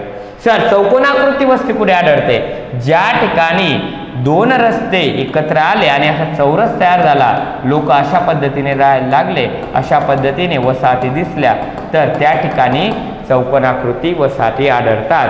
अशा पद्धतीने तुम्हाला प्रश्न विचारला जातो. परत समांतर, ज्या ठिकाणी नद्या अशा समांतर आहे त्या ठिकाणी समांतर बघा नदी प्रणाली तर आहे, त्याच्या आजूबाजूला कुठली वसाहती आढळते, लक्षात ठेवायचं आहे, रेषाकृती वसाहती आढळते. सर धनुष्याकार वसाहती कुठे आढळेल, धनुष्याकार, ज्या ठिकाणी बघा समुद्र किनाऱ्याचा भाग आहे आणि तो आकार असा झाला आहे आणि ज्या ठिकाणी असे लोक राहायला गेले त्या ठिकाणी कुठली वसाहती आढळेल, धनुष्याकार वसाहती आढळेल. 100% लक्षात ठेवायचं, जेवढं माहिती सांगितली तेवढ्यावर आयोगाला प्रिलियमला प्रश्न विचारू शकतील. प्रश्न आला तर 100% बरोबर यायला पाहिजे. पुढचा प्रश्न घेतलेला आहे पर्यटनवर घेतलेला आहे, धार्मिक स्थळांवर घेतलेला आहे, हा वसाहतींवर प्रश्न घेतलेला होता. तर लक्षात ठेवायचं बघा, संत गाडगे महाराज यांची समाधी अमरावती इथे आहे, बरोबर आहे का सर, 100% बरोबर आहे, अमरावती इथे आहे. म्हणजे अयोग्य विधान विचारलेलं आहे, त्यामुळे हा ऑप्शन गेला, हा ऑप्शन गेला, हा ऑप्शन गेला. कारण असा जर प्रश्न टाकलेला होता, तुम्हाला हे लक्षात आलं पाहिजे, अयोग्य विचारलेला आहे. डायरेक्ट तुम्ही ज्यावेळेस ओरिजिनल पेपर सोडवाल त्यावेळेस तुमची मानसिकता अशी पाहिजे, ऑप्शन वाचला, लगेच इथे बघितले, पर्याय बघितले आणि डायरेक्ट उत्तर निघले आणि पुढे गेले. काही मुलं वाचत बसले असतील. बघा पुढे, संत चोखामेळा यांची समाधी सोलापूर जिल्ह्यामध्ये मंगळवेढा येथे आहे. आता मंगळवेढा इथे आहे का, नाही, हे कुठे आहे, सोलापूर जिल्ह्यात आहे, परंतु कुठे आहे, पंढरपूर या ठिकाणी आहे. मी तुम्हाला सांगितलं होतं चोखामेळा यांचं मंदिर कुठे आहे, ज्या ठिकाणी विठ्ठलाचं मंदिर आहे, बरोबर, पायथ्याशी कोणाचं मंदिर आहे, पायऱ्यांजवळ चोखामेळा यांचं मंदिर आहे. 100% ते बरोबर, ते पंढरपूर हे बाय, हे तुम्हाला लक्षात यायला पाहिजे होतं. तर शिखांचे 10वे गुरु गुरु गोविंद सिंग यांची समाधी नांदेड येथे आहे, बरोबर आहे सर, 100% बरोबर आहे. तर हाही प्रश्न तुमचा बरोबर यायला पाहिजे होता. म्हणजे माझा प्रयत्न असा होता की तुमचे 10 पैकी फक्त व्यवस्थित वाचल्यामुळे 8 तरी प्रश्न बरोबर यायला पाहिजे होते. तरीही मुलांचे मी सांगतो वाचण्यामध्ये चुकलेले असतील, काही मुलांचे 10 पैकी 6-7 बरोबर आले असतील. तर व्यवस्थित वाचायचं आहे, यापुढे लक्षात ठेवायचं आहे, सर आम्ही व्यवस्थित वाचू, कारण व्यवस्थित वाचलं तरच तुमचे प्रश्न 100% बरोबर येतील. आता पुढचा प्रश्न 67 नंबरचा प्रश्न बघणार आहे आपण. प्रत्येकाला 67 नंबरचा प्रश्न दिसत आहे. बघा, महाराष्ट्रातील जनगणना 2011 नुसार खालील विधानातून अयोग्य विधान निवडा. अयोग्य विधान निवडा असं सांगितलेलं आहे. तर बघा, सर्वात कमी बाललिंग गुणोत्तर जळगाव जिल्ह्यामध्ये आहे. जळगाव जिल्ह्यामध्ये आहे का सर्वात कमी बाललिंग गुणोत्तर? नाही सर, सर्वात कमी बाललिंग गुणोत्तर कुठल्या जिल्ह्यामध्ये आहे? बीड जिल्ह्यामध्ये आहे. त्यानंतर जळगाव जिल्ह्यामध्ये आहे. म्हणजे पहिलं वाक्य काय आहे? 100% चुकलेलं आहे. बरोबर, हे वाक्य चुकलेले आहे, अयोग्य सांगितलेलं आहे. म्हणजे हा पर्याय गेला, आता हे पर्याय राहिले. बी प्रत्येक ऑप्शन मध्ये दिसतंय. बी बघा, सर्वसाधारण लिंग गुणोत्तर किती आहे? 929 आहे, असा तिथे दिलेला आहे. बरोबर ना. पण सर्वसाधारण लिंग गुणोत्तर कधी म्हटलं तर 929 आहे. 2011च्या जनगणनेनुसार, 2010-1च्या जनगणनेनुसार कधी बघितलं तर 922 इतकं लिंग गुणोत्तर होतं. लक्षात ठेवायचं आहे. हे वाक्य कसं आहे? बरोबर आहे. भारतातलं लिंग गुणोत्तर कधी बघितलं तर 2011च्या जनगणनेनुसार 943 आहे. आणि 943 वर कितीवरून झालंय ते? 933 वरून 943 झालं आहे. हे कोणाचं लिंग गुणोत्तर? इंडियाचं लिंग गुणोत्तर. आणि हे कोणाचं लिंग गुणोत्तर आहे? महाराष्ट्राचं लिंग गुणोत्तर. आणि महाराष्ट्रातील जनगणनेबद्दल प्रश्न विचारलेला आहे. म्हणजे हे वाक्य कसं आहे? बरोबर आहे. पुढे वाचू आता आपण. बघा, सर्वात जास्त प्रमाण पुणे जिल्ह्यामध्ये आहे. कशाचं? साक्षरतेचं सर्वात जास्त प्रमाण पुण्यामध्ये आहे का? नाही, पुण्यामध्ये नाही. सर्वात जास्त प्रमाण म्हणजे टक्केवारी विचारलेली आहे. त्यामुळे हे वाक्य 100% चुकलेलं आहे. आणि इथे दिलेलं आहे लोकसंख्येची घनता 382 चौरस किलोमीटर आहे. महाराष्ट्र विचारलेला आहे. आता आपण कधी बघितलं तर या ठिकाणी मी इंडिया लिहितो, व्यवस्थित लक्ष द्यायचं आहे.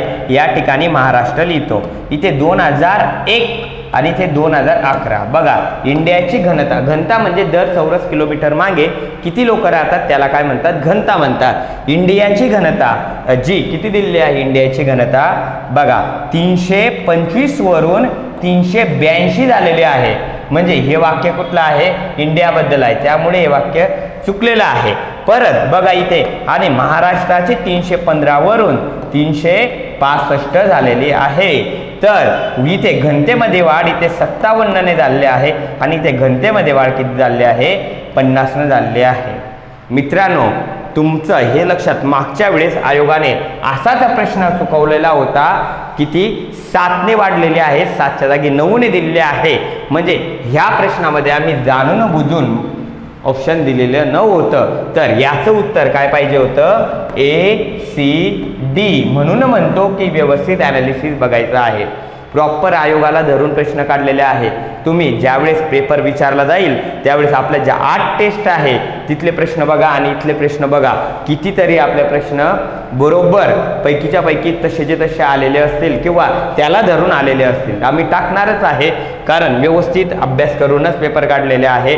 तुम्हाला मी हे पण सांगितलं होतं, बाल लिंग गुणोत्तरवर लक्ष द्यायचं आहे, लिंग गुणोत्तरवर लक्ष द्यायचं आहे, घनतेवर लक्ष द्यायचं आहे, म्हणजे तुमचा प्रश्न 100% बरोबर येईल. पुढचा प्रश्न आहे जोड्या लावाला प्रश्न विचारलेला आहे, व्यवस्थित लक्ष द्यायचं आहे. जोड्या लावा, आता सुद्धा मेन्सला जोड्या लावाला प्रश्न विचारला होता, परंतु या पद्धतीनं होता. जोड्या लावाला वनांवर प्रश्न विचारला होता आणि जोड्या लावा म्हणजे आयोगाचा आवडता आहे.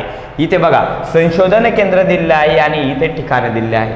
इथे गहू संशोधन केंद्र असं लिहिलेलं आहे. आता गहू संशोधन केंद्र, बाकी तुमच्यापैकी बऱ्याच मुलांनी माझं लेक्चर केलं आहे, ते मी सांगतानाच सांगितलं होतं. बघा गहू संशोधन केंद्र महाबळेश्वरला आहे, वाटत नाही म्हणलं महाबळेश्वरला आहे, तरी बी ते कुठे आहे, महाबळेश्वरला आहे. लक्षात ठेवा, म्हणजे तुम्हाला हा प्रश्न सोप्या कॅटेगरीचा टाकलेला होता. ज्या मुलांना एकही माहिती असेल तरीही त्यांचं उत्तर 100% बरोबर आलं असतं, 1 नंबरचं. नंतर ऊस संशोधन केंद्र तुमचा पाटच आहे, पाडेगाव सातारा इथे आहे. कापूस संशोधन केंद्र तुम्हाला माहिती आहे नागपूर येथे आहे. मी असं सांगितलं होतं नागपूर मध्यवर्ती शहर आहे आणि यवतमाळ ह्या कापसाचा जिल्हा आहे किंवा पांढऱ्या सोन्याचा जिल्हा म्हणून यवतमाळला ओळखलं जातं. आणि त्याच्या शेजारीवरती काय आहे, नागपूर आहे, विदर्भामधलंच ठिकाण आहे, हे लक्षात ठेवायला सांगितलं होतं. आणि द्राक्ष संशोधन केंद्र इथे हे कुठे आहे, पुणे या ठिकाणी आहे. इथे लक्षात ठेवायचे द्राक्ष संशोधन केंद्र पुणे. 100% तुमचा प्रश्न बरोबर यायला पाहिजे होता. मी तुम्हाला असंही सांगितलं होतं, तुम्हाला वाटू शकतं की नाशिक इथे आहे. अजून काय काय लक्षात ठेवायचं सर, मग चिकू संशोधन केंद्र आम्ही लक्षात ठेवू, मग केळी संशोधन केंद्र यावलय हे लक्षात ठेवू, बाकीचे जे संशोधन केंद्र आहे ते पण व्यवस्थित लक्षात ठेवायचे आहे. प्रश्न आला तर 100% तुमचा प्रश्न बरोबर यायला पाहिजे. चला पुढचा प्रश्न बघू. सोप्या कॅटेगरीतला प्रश्न आहे आणि अशा पद्धतीने प्रश्न आयोगाला विचारला जातो. अजून बघा इथे मी तुम्हाला प्रश्न असा विचारला होता, पुढे दिलेल्या प्रश्न बघा तुम्हाला दिसतंय, पुढे दिलेल्या सागरी किल्ल्यांच्या उत्तरेकडून दक्षिणेकडे क्रम लावा. अजून आयोग असा प्रश्न विचारतो, एका ठिकाणी असे किल्ले विचारतो आणि एका ठिकाणी अक्षरवृत्तीय विस्तार विचारतो. तुम्हाला अक्षरवृत्तीय विस्तार महाराष्ट्राचा माहिती आहे, किती आहे, 15°4 उत्तर अक्षरवृत्त ते 22°6 उत्तर अक्षरवृत्त असा अक्षरवृत्तीय विस्तार आहे. आणि असं सुद्धा 15 नंतर 16, 17, 18, 19, 20, 21, 22 अशा आहे. आणि मी तुम्हाला किल्ले सुद्धा शिकवलेलं होतं. इथे उत्तरेकडून दक्षिणेकडे असा क्रम विचारलेला आहे. इथे बघा अर्नाळा दिलेला आहे, इथे बघा अर्नाळा दिलेला आहे. आता उत्तरेकडून सांगितलेलं आहे, इथे बघा कर्नाळा दिलेला आहे. परंतु तुम्हाला मी हे पण सांगितलं होतं, अर्नाळा हा कुठे आहे, अर्नाळा किल्ला हा पालघरमध्ये अर्नाळा किल्ला आहे, बरोबर ना. त्यामुळे अर्नाळा पालघरमध्ये आहे हे तुमच्या लक्षात यायला पाहिजे होतं. त्यामुळे हे चुकलं, हे ऑप्शन गेलं, म्हणजे दोघांपैकी तुमचं ऑप्शन निवडायचं होतं. नंतर इथे विजयदुर्ग दिलेला आहे, शिकवताना सांगितलं विजय सिंधू असं सांगितलं होतं, म्हणजे तुम्हाला हे समजायला पाहिजे होतं. त्यानंतर कर्नाळा दिलेला आहे, अशी ट्रिक सांगितली होती, कर्नाळा कुठे आहे, रायगड करा असं लक्षात ठेवायचं सांगितलं होतं. कर्नाळा कुठे, रायगडमध्ये आहे. तर नंतर विजयदुर्ग हा किल्ला हा कुठे आहे? सिंधुदुर्गमध्ये. आणि सिंधुदुर्ग किल्ला कुठे आहे? सिंधुदुर्गमध्ये. तुमचं 100% हे उत्तर बरोबर यायला पाहिजे होतं. सोप्या कॅटेगरीतला प्रश्न होता. म्हणजे सर याचं उत्तर किती आहे? 1 नंबरचं उत्तर आहे. 100% लक्षात ठेवायचं. 1 नंबरचं उत्तर 69चं 1 आहे. 70 नंबरचा प्रश्न, खालील कोणत्या राज्यांमध्ये किंवा केंद्रशासित प्रदेशांमध्ये वनांचं प्रमाण जास्त आहे? कुठले राज्य आणि केंद्रशासित प्रदेश दिलेला आहे? बघा इथे प्रमाण विचारलेलं आहे, क्षेत्र विचारलेले नाही. क्षेत्रांमध्ये मी तुम्हाला सांगितलं होतं सर्वात जास्त वने मध्य प्रदेशमध्ये आहे. त्यानंतर क्षेत्रानुसार त्यानंतर काय सांगितलं होतं सर? 2 नंबर तुम्ही अरुणाचल प्रदेश सांगितलं, 3 नंबर छत्तीसगड सांगितलं, 4 नंबर तुम्ही आम्हाला ओडिशा सांगितलं होतं आणि 5 नंबर आपलं महाराष्ट्र सांगितलं होतं. पण प्रमाणानुसार सुद्धा मी तुम्हाला अशी ट्रिक्स लावून दिली होती. इथे राज्य किंवा केंद्रशासित प्रदेश. मग 1 नंबर जे आहे हे इथे मिझोराम आहे. 2 नंबर जे आहे या ठिकाणी कुठले बेटे आहे? या ठिकाणी म्हणजे कुठे? अरबी समुद्रामध्ये. कुठले बेटे आहे? लक्षद्वीप. आणि 3 नंबरचं इथे काय आहे? अंदमान निकोबार बेटे. म्हणजे पहिले, दुसरं, तिसरं यांचं प्रमाण जास्त आहे. त्यामुळे प्रमाणानुसार विचारलेलं आहे. तर उत्तर तुमचं 1 नंबरचं यायला पाहिजे होतं. व्यवस्थित वनांवर अभ्यास केला, प्रत्येक टॉपिकवर धरून प्रश्न काढलेले आहेत. त्यामुळे व्यवस्थित लक्षात ठेवायचं आहे. चला आता तुमचा पुढचे प्रश्न जे बाकी आहे सर तुमचे प्रश्न घेणार आहे. धन्यवाद मित्रांनो, धन्यवाद. नमस्कार विद्यार्थी मित्रांनो, चला टेस्ट क्रमांक 6 विज्ञान या विषयाचा आपल्याला एक्सप्लेनेशन पाहायचं आहे. बघा प्रश्न काय काय आहे. 46 क्रमांकापासून आपले प्रश्न चालू होत आहेत.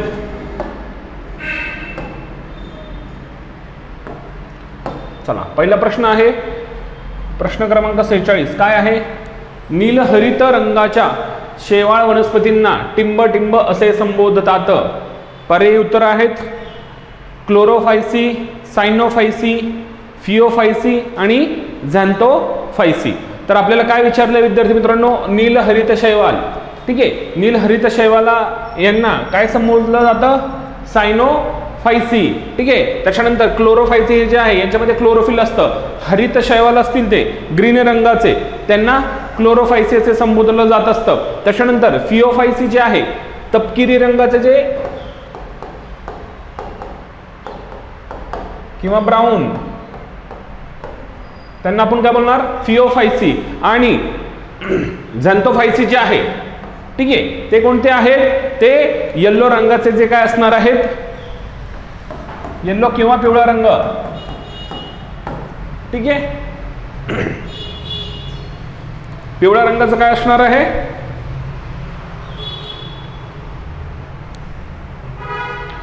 ठीक आहे.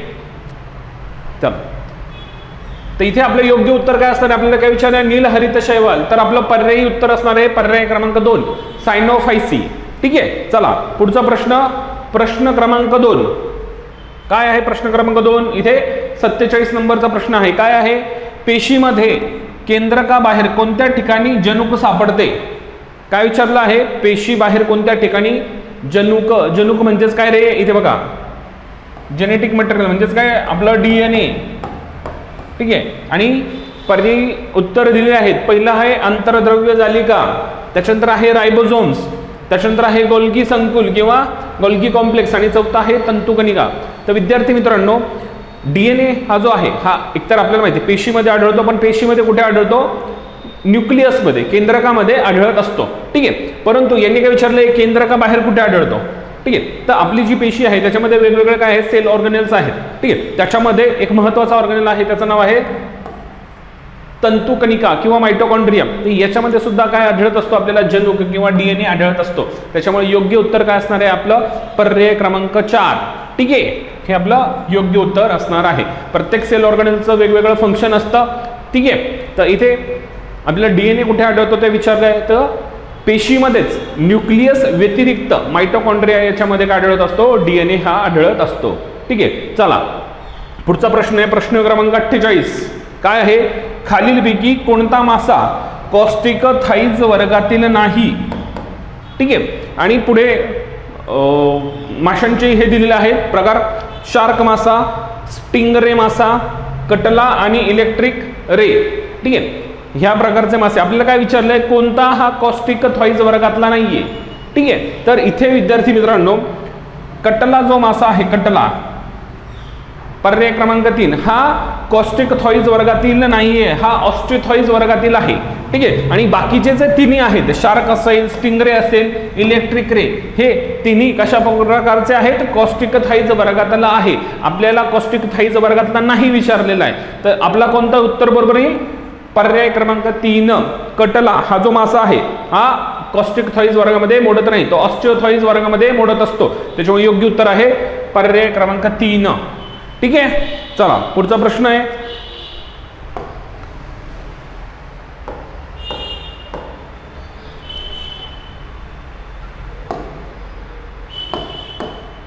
काय विचारलाय प्रश्न,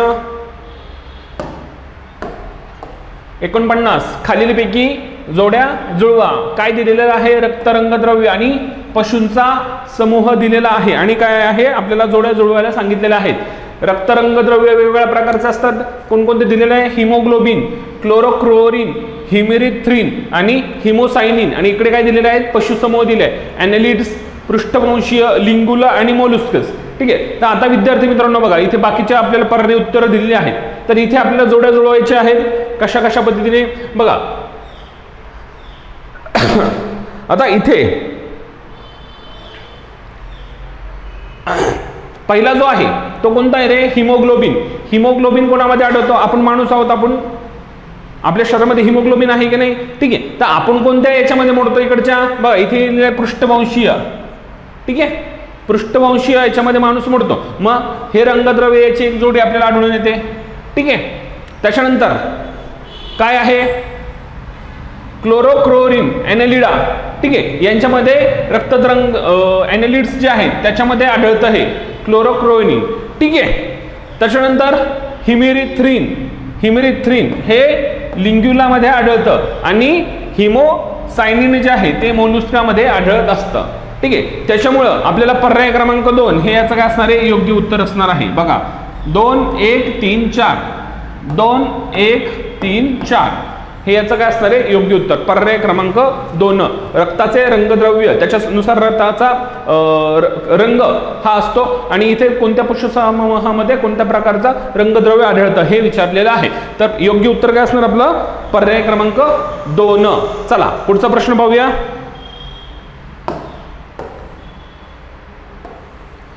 प्रश्न क्रमांक 50. काय आहे प्रश्न क्रमांक 50, खालीलपैकी कोणत्या रोगास डान्सिंग कॅट फिवर असे म्हणतात. कोणत्या रोगास डान्सिंग कॅट फिवर असे म्हणतात. इथे पर्याय उत्तर दिले आहेत, मिनामाटा, इटई रेबीज आणि ग्रेव्स डिसीज. ठीक आहे, बघा आता डान्सिंग कॅट हा जो फिवर आहे हा मिनामाटा ह्या रोगाला पर्याय नाव आहे डान्सिंग कॅट, कारण की हा रोग जपानमधल्या मिनामाटा नदीमध्ये आढळला होता. तिकडच्या याच्यामध्ये जे जलजीवन आहे नदीमध्ये पारा सोडण्यात आला होता, मिथाइल मर्क्युरी, आणि तो मर्क्युरी म्हणजेच पारा तिथल्या प्राण्यांच्या याच्यामध्ये गेला. तिथले मासे वगैरे असतील, ते मासे तिथल्या मांजरींनी खाल्ले होते. मांजरी असेल, जनावर असतील बाकीची, त्यांनी खाल्ल्यामुळे त्यांच्यामध्येही हे त्याची लागण त्यांना झाली होती, आणि तिथले जे उडे मारल्यासारखे त्यांची विचित्र अशी हालचाल असायची, त्याच्यावरून त्यांना हे नाव देण्यात आलं होतं डॅन्सिंग कॅट फिवर. ठीक आहे, तर मिनामाटा नावाचा जो काही आजार आहे त्या रोगालाच काय बोललं जातं, डान्सिंग कॅट फिवर असं संबोधलं जात असतं. त्याच्यामुळे इथे आपल्याला योग्य उत्तर काय असणार आहे, पर्याय क्रमांक 1. ठीक आहे, मिनामाटा रोग. प्रश्न क्रमांक 51 काय आहे, +4 मीटर आणि -2 mm झाले, इथे -2 मीटर आहे. ठीक आहे, नाभीय अंतर असलेले 2 पातळ भिंगे एकमेकांना स्पर्श करून ठेवली तर त्यांच्या संयोगी भिंगाचे नाभीय अंतर किती. आणि पर्याय उत्तर दिलेले -4 मीटर, +2 मीटर, +4 मीटर आणि -2 मीटर. ठीक आहे, बघा भिंगामध्ये एक आपल्याला फॉर्म्युला आढळतो, जेव्हा एकत्रित करून ठेवले जाते तर तेव्हा त्याची शक्ती कशा पद्धतीने असते बघा, 1/F = 1/F1 + 1/F2. ठीक आहे, तर इथे काय दिलेले आहे, पहिले याची नाभीय शक्ती 4 दिलेली आहे, पॉझिटिव्ह 4 +4. दुसऱ्याची काय दिलेली आहे, -2. ठीक आहे,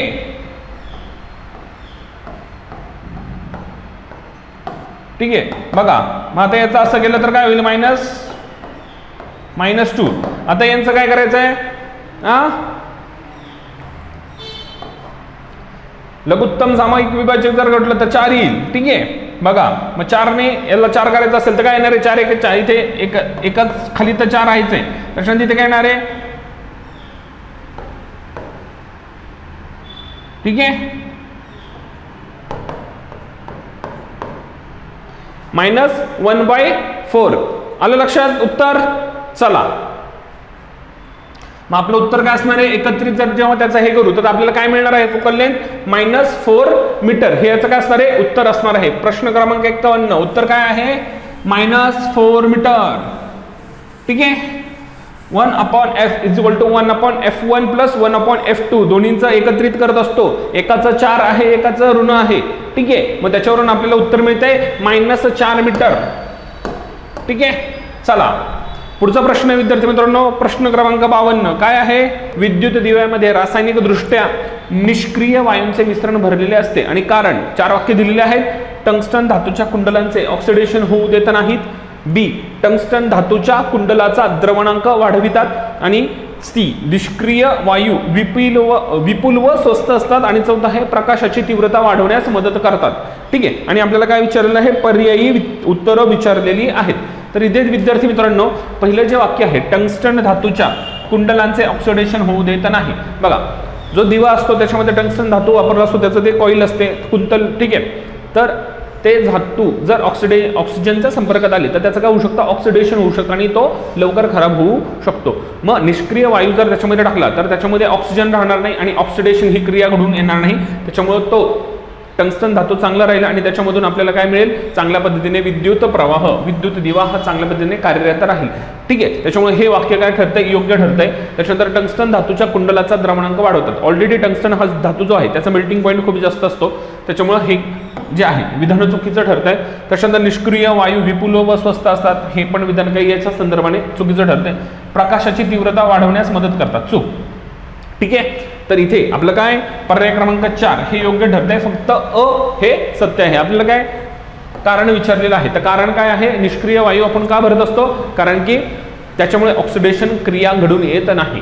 ठीक आहे. त्याच्यामुळे प्रश्न क्रमांक 52 याचं योग्य उत्तर असणार आहे पर्याय क्रमांक 4. चला पुढचा प्रश्न पाहूया. प्रश्न क्रमांक 53 काय आहे, खूप उंचावरून प्रवास करणाऱ्या अंतराळवीरास आकाश काळे दिसते आणि कारण सांगितलेले आहेत. 1, खूप उंचावर वातावरण नाहीये, प्रकाशाचे विकिरण होत नाही. त्याच्यानंतर दोन्ही 1 व 2 सत्य आहेत आणि वरीलपैकी काहीही नाही. बघा आता हा जो प्रश्न आहे याच्यामध्ये काय आहे, खूप उंचावरून प्रवास करणाऱ्या अंतराळवीरास. आता अंतराळवीर कुठे असतात, ठीक आहे, ॲटमॉस्फिअरच्या पलीकडे. ॲटमॉस्फिअरच्या पलीकडे काय आहे, वातावरण नाही आहे. ठीक आहे, वातावरण नाही आहे. त्याच्यामुळं पहिलं बरोबर आहे. त्याच्यानंतर प्रकाशाचं विकिरण होत नाही. आता तिथे वातावरण नाही तर स्कॅटरिंग ऑफ लाईट हा इफेक्ट घडून येईल का, नाही. ठीक आहे. आता प्रकाशाचं विकिरण होत नाही त्याच्यामुळे आकाश पण निळं दिसणार नाही, सर्व बरं काळचं दिसणार आहे. त्याच्यामुळे पहिली दोन्ही वाक्य बरोबर आहे. त्याच्यामुळे आपलं योग्य उत्तर असणार आहे पर्याय क्रमांक 3. दोन्ही 1 व 2 सत्य आहेत. ह्या दोन्ही गोष्टींमुळे काय आहे, अंतराळवीर जे आहेत त्यांना काय दिसतंय, आकाश काळ्या रंगाचं असलेलं दिसतं. ठीक आहे, लक्षात. चला पुढचा प्रश्न पाहूया. प्रश्न क्रमांक 54 काय आहे, किरणोत्सारी पदार्थाचा अर्ध आयुष्यकाल 4 तास आहे, तर 3 अर्ध आयुष्य कालावधीनंतर त्याचा कितव्या हिस्साचा ऱ्हास होईल. बघा हाफ लाईफ पिरियडवर असणारा हा प्रश्न आहे विद्यार्थी मित्रांनो. तर हाफ लाईफ पिरियडचं काय आहे, एक सूत्र आहे. ठीक आहे,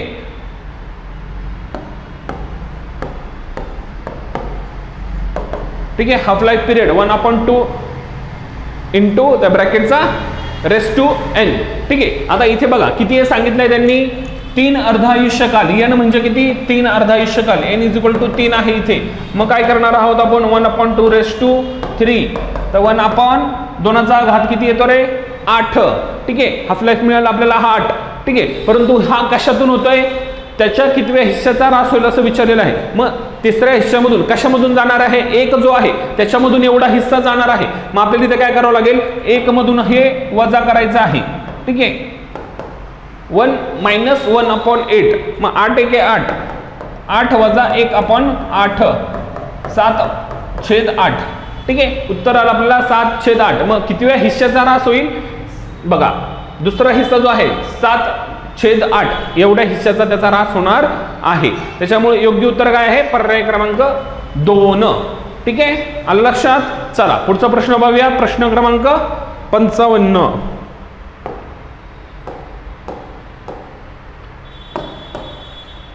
प्रश्न क्रमांक 55 काय आहे, ऍसिटिक ऍसिडच्या विरल द्रावणाला टिंब म्हणतात. ऑप्शन दिलेला आहे इथिलीन, पॅराफिन, बेन्झिन आणि व्हिनेगार. ठीक आहे, तर ऍसिटिक ऍसिड कशामध्ये प्रेझेंट असतात विद्यार्थी मित्रांनो, तर ते प्रेझेंट असतं व्हिनेगार मध्ये. ठीक आहे, त्याच्यामुळं पर्याय क्रमांक 4 हे आपलं काय असणार आहे, योग्य उत्तर ठरणार आहे. प्रश्न क्रमांक 55 त्याचं योग्य उत्तर पर्याय क्रमांक 4 ऍसिटिक ऍसिड विचारलेला आहे. ठीक आहे, व्हिनेगार मध्ये काय असतं, ऍसिटिक ऍसिड असतं. चला पुढचा प्रश्न आहे प्रश्न क्रमांक 56. काय आहे, खालीलपैकी कोणतं वाक्य बरोबर आहे. बरोबर कोणतं आहे ते विचारलेलं आहे बघा. इलेक्ट्रॉनचा प्रवाह ऋण प्रभारित ध्रुवाकडून धन प्रभारित ध्रुवाकडे असतो. त्याच्यानंतर वाक्य बी, इलेक्ट्रॉनच्या प्रवाहाची दिशा विद्युत धारेच्या विरुद्ध असते. इलेक्ट्रॉनचा प्रवाहाची दिशा विद्युत धारेच्या विरुद्ध असते. बघा पर्यायी उत्तर काय दिलंय, फक्त पहिलं वाक्य बरोबर आहे, फक्त दुसरं वाक्य बरोबर आहे, दोन्ही वाक्य ए आणि बी बरोबर आहे, दोन्ही वाक्य ए आणि बी बरोबर नाहीत. ठीक आहे, आता इथे बघा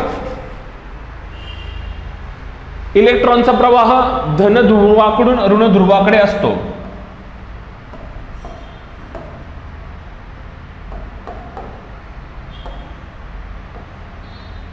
ठीक आहे, इथे निगेटिव्ह इथे पॉझिटिव्ह. बघा इलेक्ट्रॉनचा प्रवाह नेहमी कसा असतो, ऋण प्रभारित ध्रुवाकडून धन प्रभारित ध्रुवाकडे असतो, इकडनं इकडे अशा पद्धतीने. ठीक आहे, परंतु इलेक्ट्रॉनच्या प्रवाहाची दिशा विद्युत धारेच्या विरुद्ध असते. इलेक्ट्रॉनच्या प्रवाहाची दिशा, हे दोन्ही वाक्य काय आहेत विद्यार्थी मित्रांनो, योग्य असणार आहेत.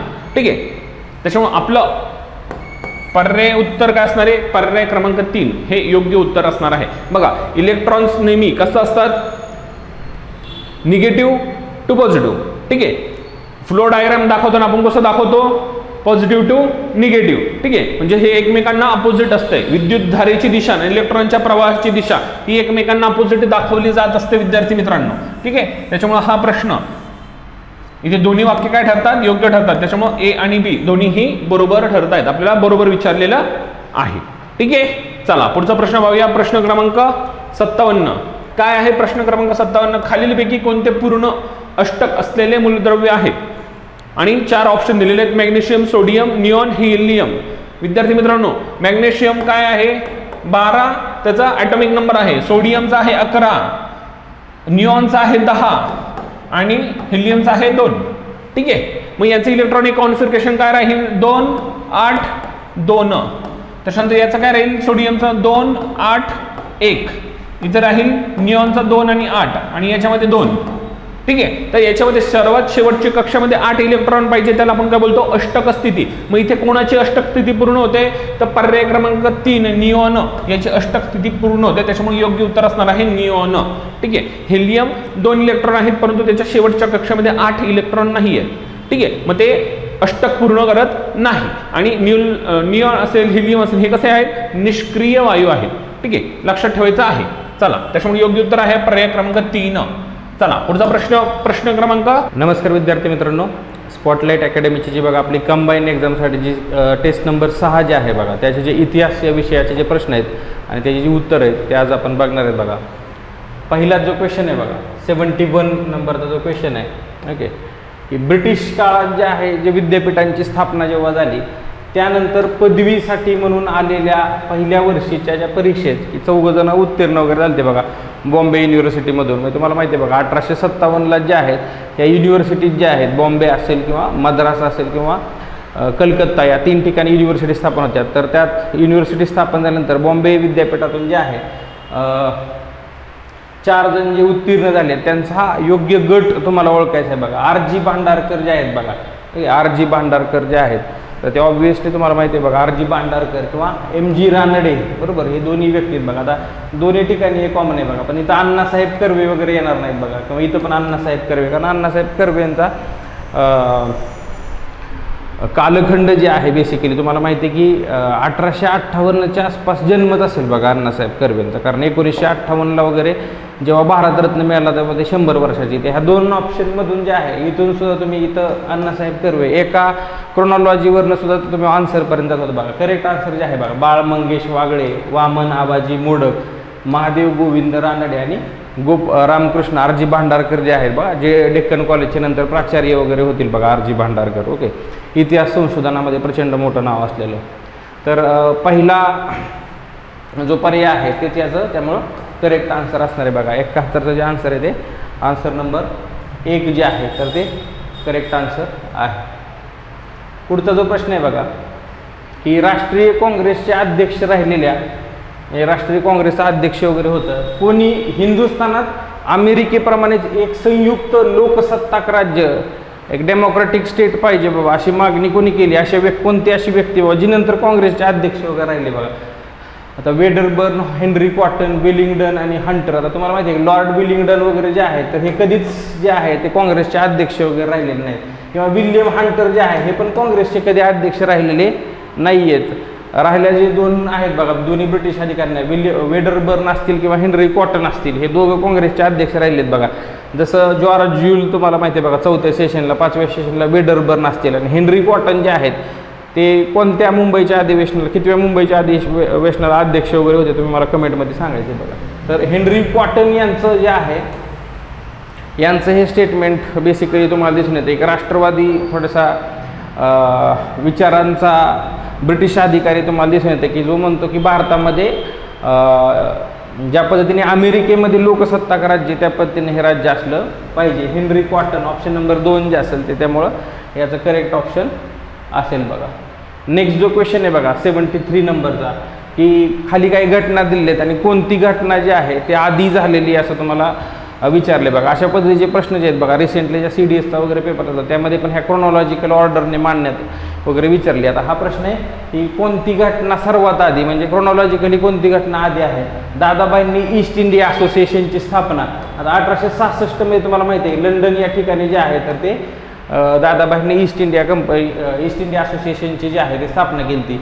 स्वामी दयानंद सरस्वती यांनी आर्य समाजाची स्थापना जी आहे ते 1875, रिसेंटलीच बघा याला 150 वर्ष कंप्लीट वगैरे आहेत. ओके, त्यामुळे महत्त्वाची घटना देखील आहे बघा 2025 मध्ये. ओके, सावरकर यांनी 1857 पहिले स्वातंत्र्य समर. तुम्हाला माहिती आहे की सावरकर जेव्हा लंडनमध्ये होते बघा, तर लंडनमध्ये श्यामजी कृष्ण वर्मा यांच्या इंडिया हाऊसमध्ये असताना तिकडं हे लिहिलेलं पुस्तक आहे बघा 1857, त्याला पहिला स्वातंत्र्य संग्राम वगैरे असं म्हटले बघा. क्रांतिकारकांमध्ये प्रचंड प्रसिद्ध असणार हे पुस्तक, ज्या पुस्तकावर सुरुवातीलाच बघा ते बंदी वगैरे आणली होती. तर हे रफली अराउंड 1908-1907च्या आसपास हे लिहिलेलं पुस्तक तुम्हाला दिसून येईल बघा. आणि भारतीय नागरी सेवा परीक्षेमध्ये यशस्वी होणारे सत्येंद्रनाथ टागोर हे पहिले भारतीय जे बनलेत बघा. आता तुम्हाला माहिती आहे की 1853च्या कायद्याने जे आहे तर हे भारतीयांना कॉव्हिलेटेड सिव्हिल सर्व्हिसेस किंवा क्लास 1 जे म्हणतो बघा आपण, ह्या गॅझेटेड राजपत्रित सेवा वगैरे खुल्या केल्या. आणि 1858-59 मध्ये जे आहे तर ते सत्येंद्रनाथ टागोर जे असतील बघा तर ते पहिले भारतीय जे आहेत तर तिथं ICS अधिकारी वगैरे बनतात बघा. आता क्रोनॉलॉजिकल तुम्ही बघितलं तर ऑप्शन नंबर 4 जे आहे ओके 1858-59 मध्ये जे आहे तर हे सगळ्यात लवकर घडणारी घटना आहे, त्यामुळे ऑप्शन नंबर 4 जे असेल ते याचं करेक्ट आन्सर असेल बघा. 73 नंबरचा जो क्वेश्चन आहे त्याचा ऑप्शन असेल ऑप्शन नंबर 4. ओके, त्यानंतर क्वेश्चन नंबर 74 रामसियाना. हे एक बेसिकली काय आहे, एक ठगी जी होते बघा. आता ठग म्हणजे काय बेसिकली तर व्यक्तींना माणसांना वगैरे लुटण्याचं जे काम जे आहे बघा ठगीच्या माध्यमातून चालायचं. तर हे एक पर्टिक्युलर विचित्र अशा स्ट्रेंज भाषेचा जे आहे ते वापर करायचे बघा हे करताना. त्याच्या नाव जे आहे ते तुम्हाला रामसियाना असं किंवा रामसिना असं दिसतं बघा. आणि या ठगीचा बंदोबस्त बेंटिकच्या काळात तुम्हाला झालेला दिसतो. पण त्याची जी जबाबदारी आहे बघा, बेंटिक तर काय गव्हर्नर जनरल असणार आहे बघा, पण त्याची जबाबदारी जी आहे कॅप्टन स्लीमन नावाच्या एका अधिकाऱ्यावर दिली होती बघा. हा कॅप्टन स्लीमन जे आहे यांनी लिहिलेले पुस्तक आहे बघा. अशा पद्धतीचा एक थोडासा डीपमध्ये जाऊन पण क्वेश्चन जो आहे तो विचारलेला आहे बघा MPSCने. तर कॅप्टन स्लीमन पर्टिक्युलरली जो व्यक्ती आहे तो याच्याशी निगडीत आहे बघा. त्याने हे पुस्तक लिहिलेलं आहे. त्यांनीच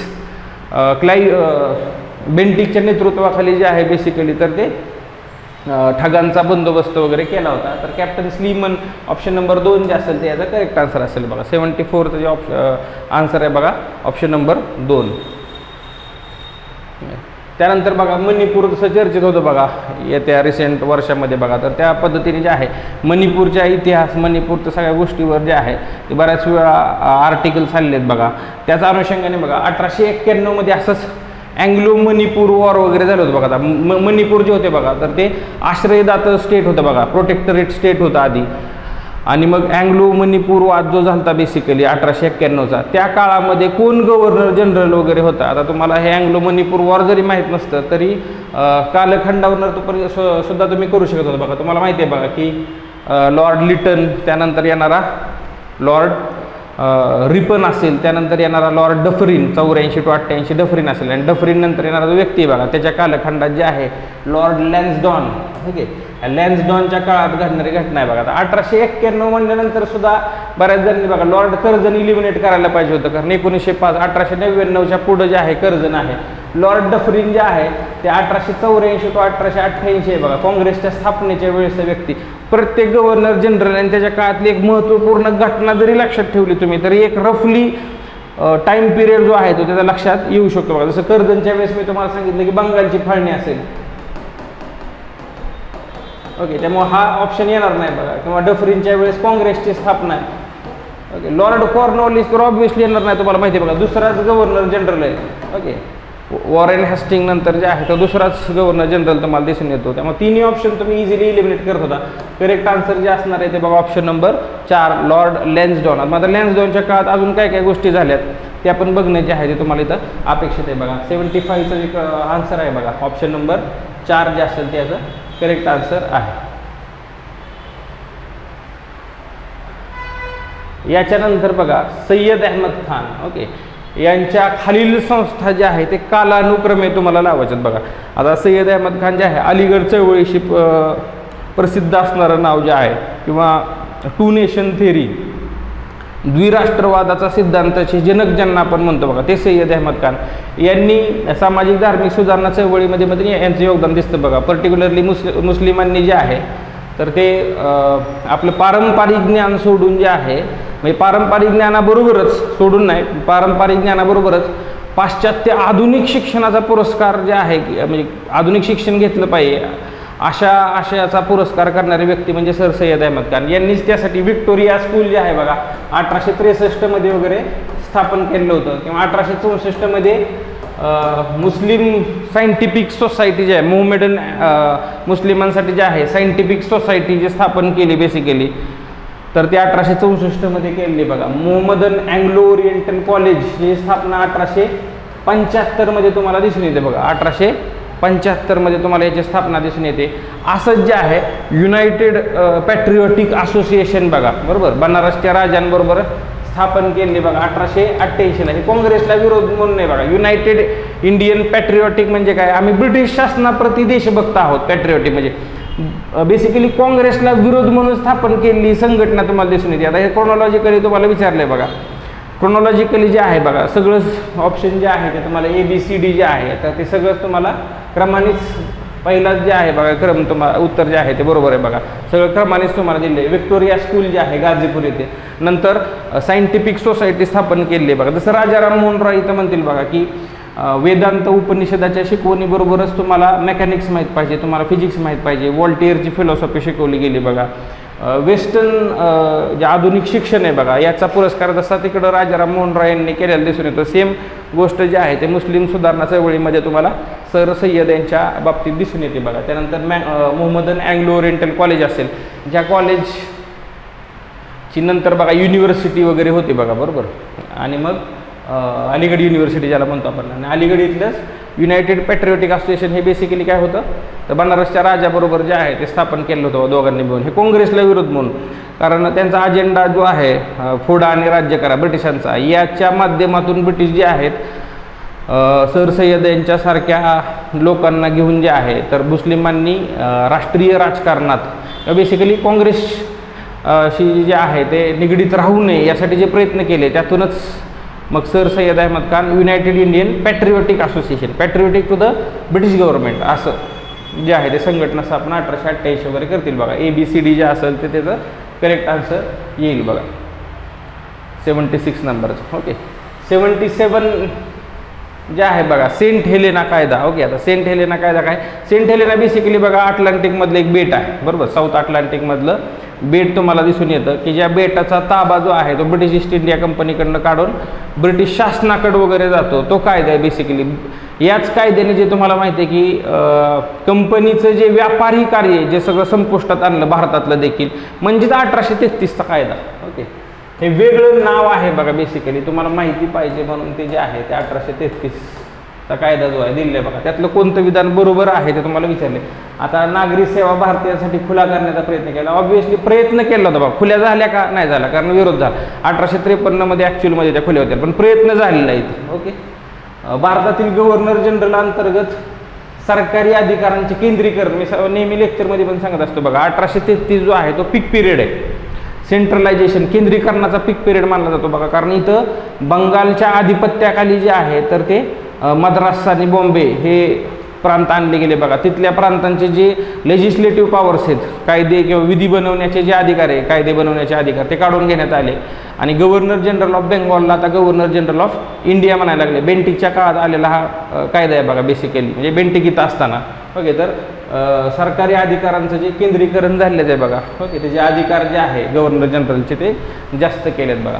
आणि ईस्ट इंडिया कंपनीचे व्यावसायिक विशेषाधिकार, व्यापारावरील मक्तेदारी संपली, हे तर आहेच बघा. 13 पासूनच हालचाली सुरू झाल्या होत्या बघा. तिकडे युरोपमध्ये जे आहे नेपोलियनच्या प्रभावामुळं 13 पासूनच हालचाली सुरू झाल्या त्या. फक्त चहा आणि चीन असं जे म्हणतो बघा आपण, चीन बरोबरचा व्यापार आणि चहा बरोबर, चहाचा जो आहे भारतातला फक्त कंपनीकडे 1813 मध्ये ठेवण्यात आलं. 33 मध्ये हे सगळंच संपवण्यात येतं, म्हणजे मक्तेदारी संपली आता. ओके मोनोपोली जी होती बघा, एकमेव कंपनी फक्त जे व्यापार करू शकत होती, तर ते संपवण्यात आलेलं तुम्हाला दिसून येतं. त्यामुळे तिन्ही विधानं जे आहेत तर बरोबर तुम्हाला दिसून येतात बघा. कोणती विधानं बरोबर आहेत, वरीलपैकी सर्वच विधानं जे आहेत तर ते बरोबर आहे. ऑप्शन नंबर 2 जे असेल ते त्यामुळे याचं करेक्ट आन्सर येईल बघा.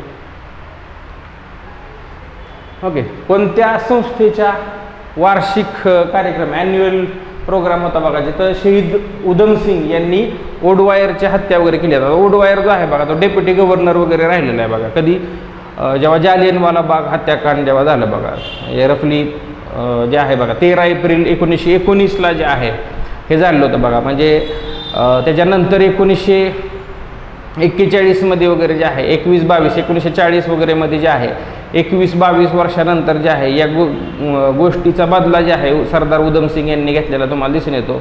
आणि म्हणजे ब्रिटनमध्ये ही जी हत्या करण्यात आली बघा, तिथं जे आहे तर ह्या ईस्ट इंडिया असोसिएशन जे आहे, ह्या ईस्ट इंडिया असोसिएशन त्याचं मग असे बघितलं बघा 1866 मध्ये दादाबाईंनी जी स्थापन केली, याचा ॲन्युअल प्रोग्राम जो आहे वार्षिक जे प्रोग्राम आहे बघा अधिवेशन टाईप जे असेल बघा, तर त्या अधिवेशनाला तो उपस्थित होता बघा ओडवायर. ओके आणि ह्या ओडवायरच्या हत्या जी आहे ते सरदार उधम सिंग यांनी केलेली दिसून येते. तर ईस्ट इंडिया असोसिएशन म्हणजे ऑप्शन नंबर 3 जे असेल ते याचं करेक्ट आन्सर असेल बघा. बघा इथे खाली जे ऑप्शन आहेत बघा, रामकृष्ण मिशन किंवा प्रार्थना समाज तुम्ही इझिली वाईप आउट करू शकता. पॅसिफिक इंडियन हिंदी असोसिएशन म्हणजे बेसिकली हे काय, पॅसिफिक कोस्ट हिंदी असोसिएशन म्हणजे गदर पार्टी आहे. जे गदर पार्टी नंतरच्या काळात तुम्हाला दिसतच नाही असं पण. ओके कारण ते पहिल्या महायुद्धाच्या वेळेस जास्त सक्रिय वगैरे तुम्हाला दिसून येते.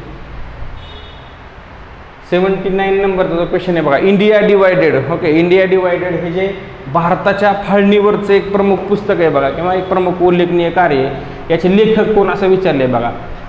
जसं इंडियन स्ट्रगल असं पुस्तक एक क्वेश्चन टाकलं होतं बघा तुम्हाला. इंडियन स्ट्रगल जे आहे नेताजी सुभाषचंद्र बोस यांचं जे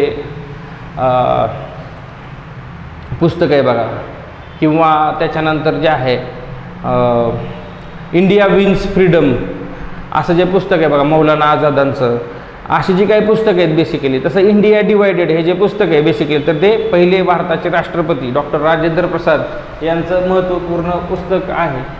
ओके, राजेंद्र प्रसाद जे असेल ते, त्यामुळे याचं करेक्ट आन्सर येईल बघा. ऑप्शन नंबर 2 जे असेल ते त्यामुळे याचं करेक्ट आन्सर तुम्हाला दिसून येईल बघा. इंडिया डिवायडेड जे आहे तर ते त्यांचं पुस्तक तुम्हाला दिसून येतं, डॉक्टर राजेंद्र प्रसाद. नेक्स्ट जो क्वेश्चन आहे बघा. ओके, पुढीलपैकी कोणती जी आहे तर ते मुकुंदराव पाटलांची साहित्यकृती नाही बघा. मुकुंदराव पाटील जे आहे बघा, दीनमित्रकार ज्यांना आपण म्हणतो बघा, सत्यशोधक चळवळीशी किंवा ब्राह्मणेतर चळवळीशी निगडीत असणारं जे नाव आहे बघा मुकुंदराव पाटील. ह्या मुकुंदराव पाटील जे आहेत बघा, यांच्या साहित्यकृतीवर मागं पण एकदा प्रश्न विचारून झालेला आहे बघा, की जसे त्यांचे 3 जे आहेत ते पुस्तकं दिली होती बघा. 4थं जे होतं शेतकऱ्यांचा आसूड वगैरे होतं त्यात. तर ते शेतकऱ्यांचा आसूड तुम्हाला माहिती आहे किंवा सगळ्यांना इझी टाईप क्वेश्चन होता बघा. आयोगाने विचारलेला प्रश्न आहे की शेतकऱ्याचा आसूड महात्मा ज्योतिराव फुलेंच्या रिलेटेड तुम्हाला ते पुस्तक होतं. तर तसं इथं जे आहे कोणती साहित्यकृती नाही असं तुम्हाला विचारलेलं आहे बघा. हे ढड्डा शास्त्री परांजणे.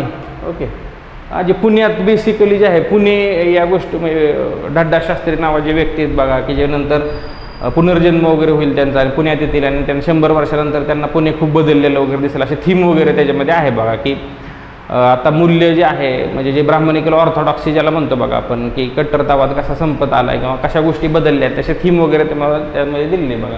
तर ते मुकुंदराव पाटलांचं आहे. किंवा शेठजी प्रताप विठोबाची शिकवण हे देखील यांचंच पुस्तक तुम्हाला दिसून येईल बघा. हे देशाचे दुश्मन मात्र जे पुस्तक आहे तर ते तुम्हाला माहिती आहे की देशाचे दुश्मन हा जे पुस्तक आहे तर ते तेज. ओके, तेज या वृत्तपत्राचे बेसिकली संपादक असणारे एकदम तडफदार असं लिहिणारे बघा दिनकरराव जवळकर. ओके, तर त्या दिनकरराव जवळकर यांनी लिहिलेलं पुस्तक आहे, ज्यामुळे त्यांच्यावर बरेचसे खटले पण दाखल झाले बघा. जे केस जे आहे त्यांना मुक्तता करण्याचं काम डॉक्टर बाबासाहेब आंबेडकरांनी वगैरे केलं. तर ते देशाचे दुश्मन जे असेल तर ते दिनकरराव जवळकरांचं तुम्हाला दिसून येतं. त्या मुकुंदराव पाटलांची साहित्यकृती कोणती नाही विचारली. ब जे आहे म्हणजे फक्त ब जे आहे म्हणजे ऑप्शन नंबर 1 जे असेल ते याचं करेक्ट आन्सर असेल की फक्त ब ही साहित्यकृती त्यांची नाही आहे बघा. जसं ढड्डा शास्त्री परांजणे असतील, शेठजी प्रताप असेल, विठोबाची शिकवण जे असेल हे सगळे मुकुंदराव पाटलांचं आहे. तसंच बघा अजून एक प्रसिद्ध असलेलं बघा कुलकर्णी लीलामृत जे आहे बघा, कुलकर्णी लीलामृत हे देखील जे आहे तर ते मुकुंदराव पाटलांचं दिसून येतं. किंवा दीनमित्रचे जे तुम्हाला सांगितलं बघा, दीनमित्र हे नावातच आहे बघा, दीनदुबळ्यांचा मित्र. ओके, तर हे दीनमित्र जे आहे ते देखील मुकुंदराव पाटलांचा वृत्तपत्र तुम्हाला दिसून येतं बघा. तर ऑप्शन नंबर 1 जे असेल फक्त ब देशाचे दुश्मन त्यांची साहित्यकृती नाही. हे सगळे होते बघा इतिहास या विषयाचे प्रश्न. धन्यवाद.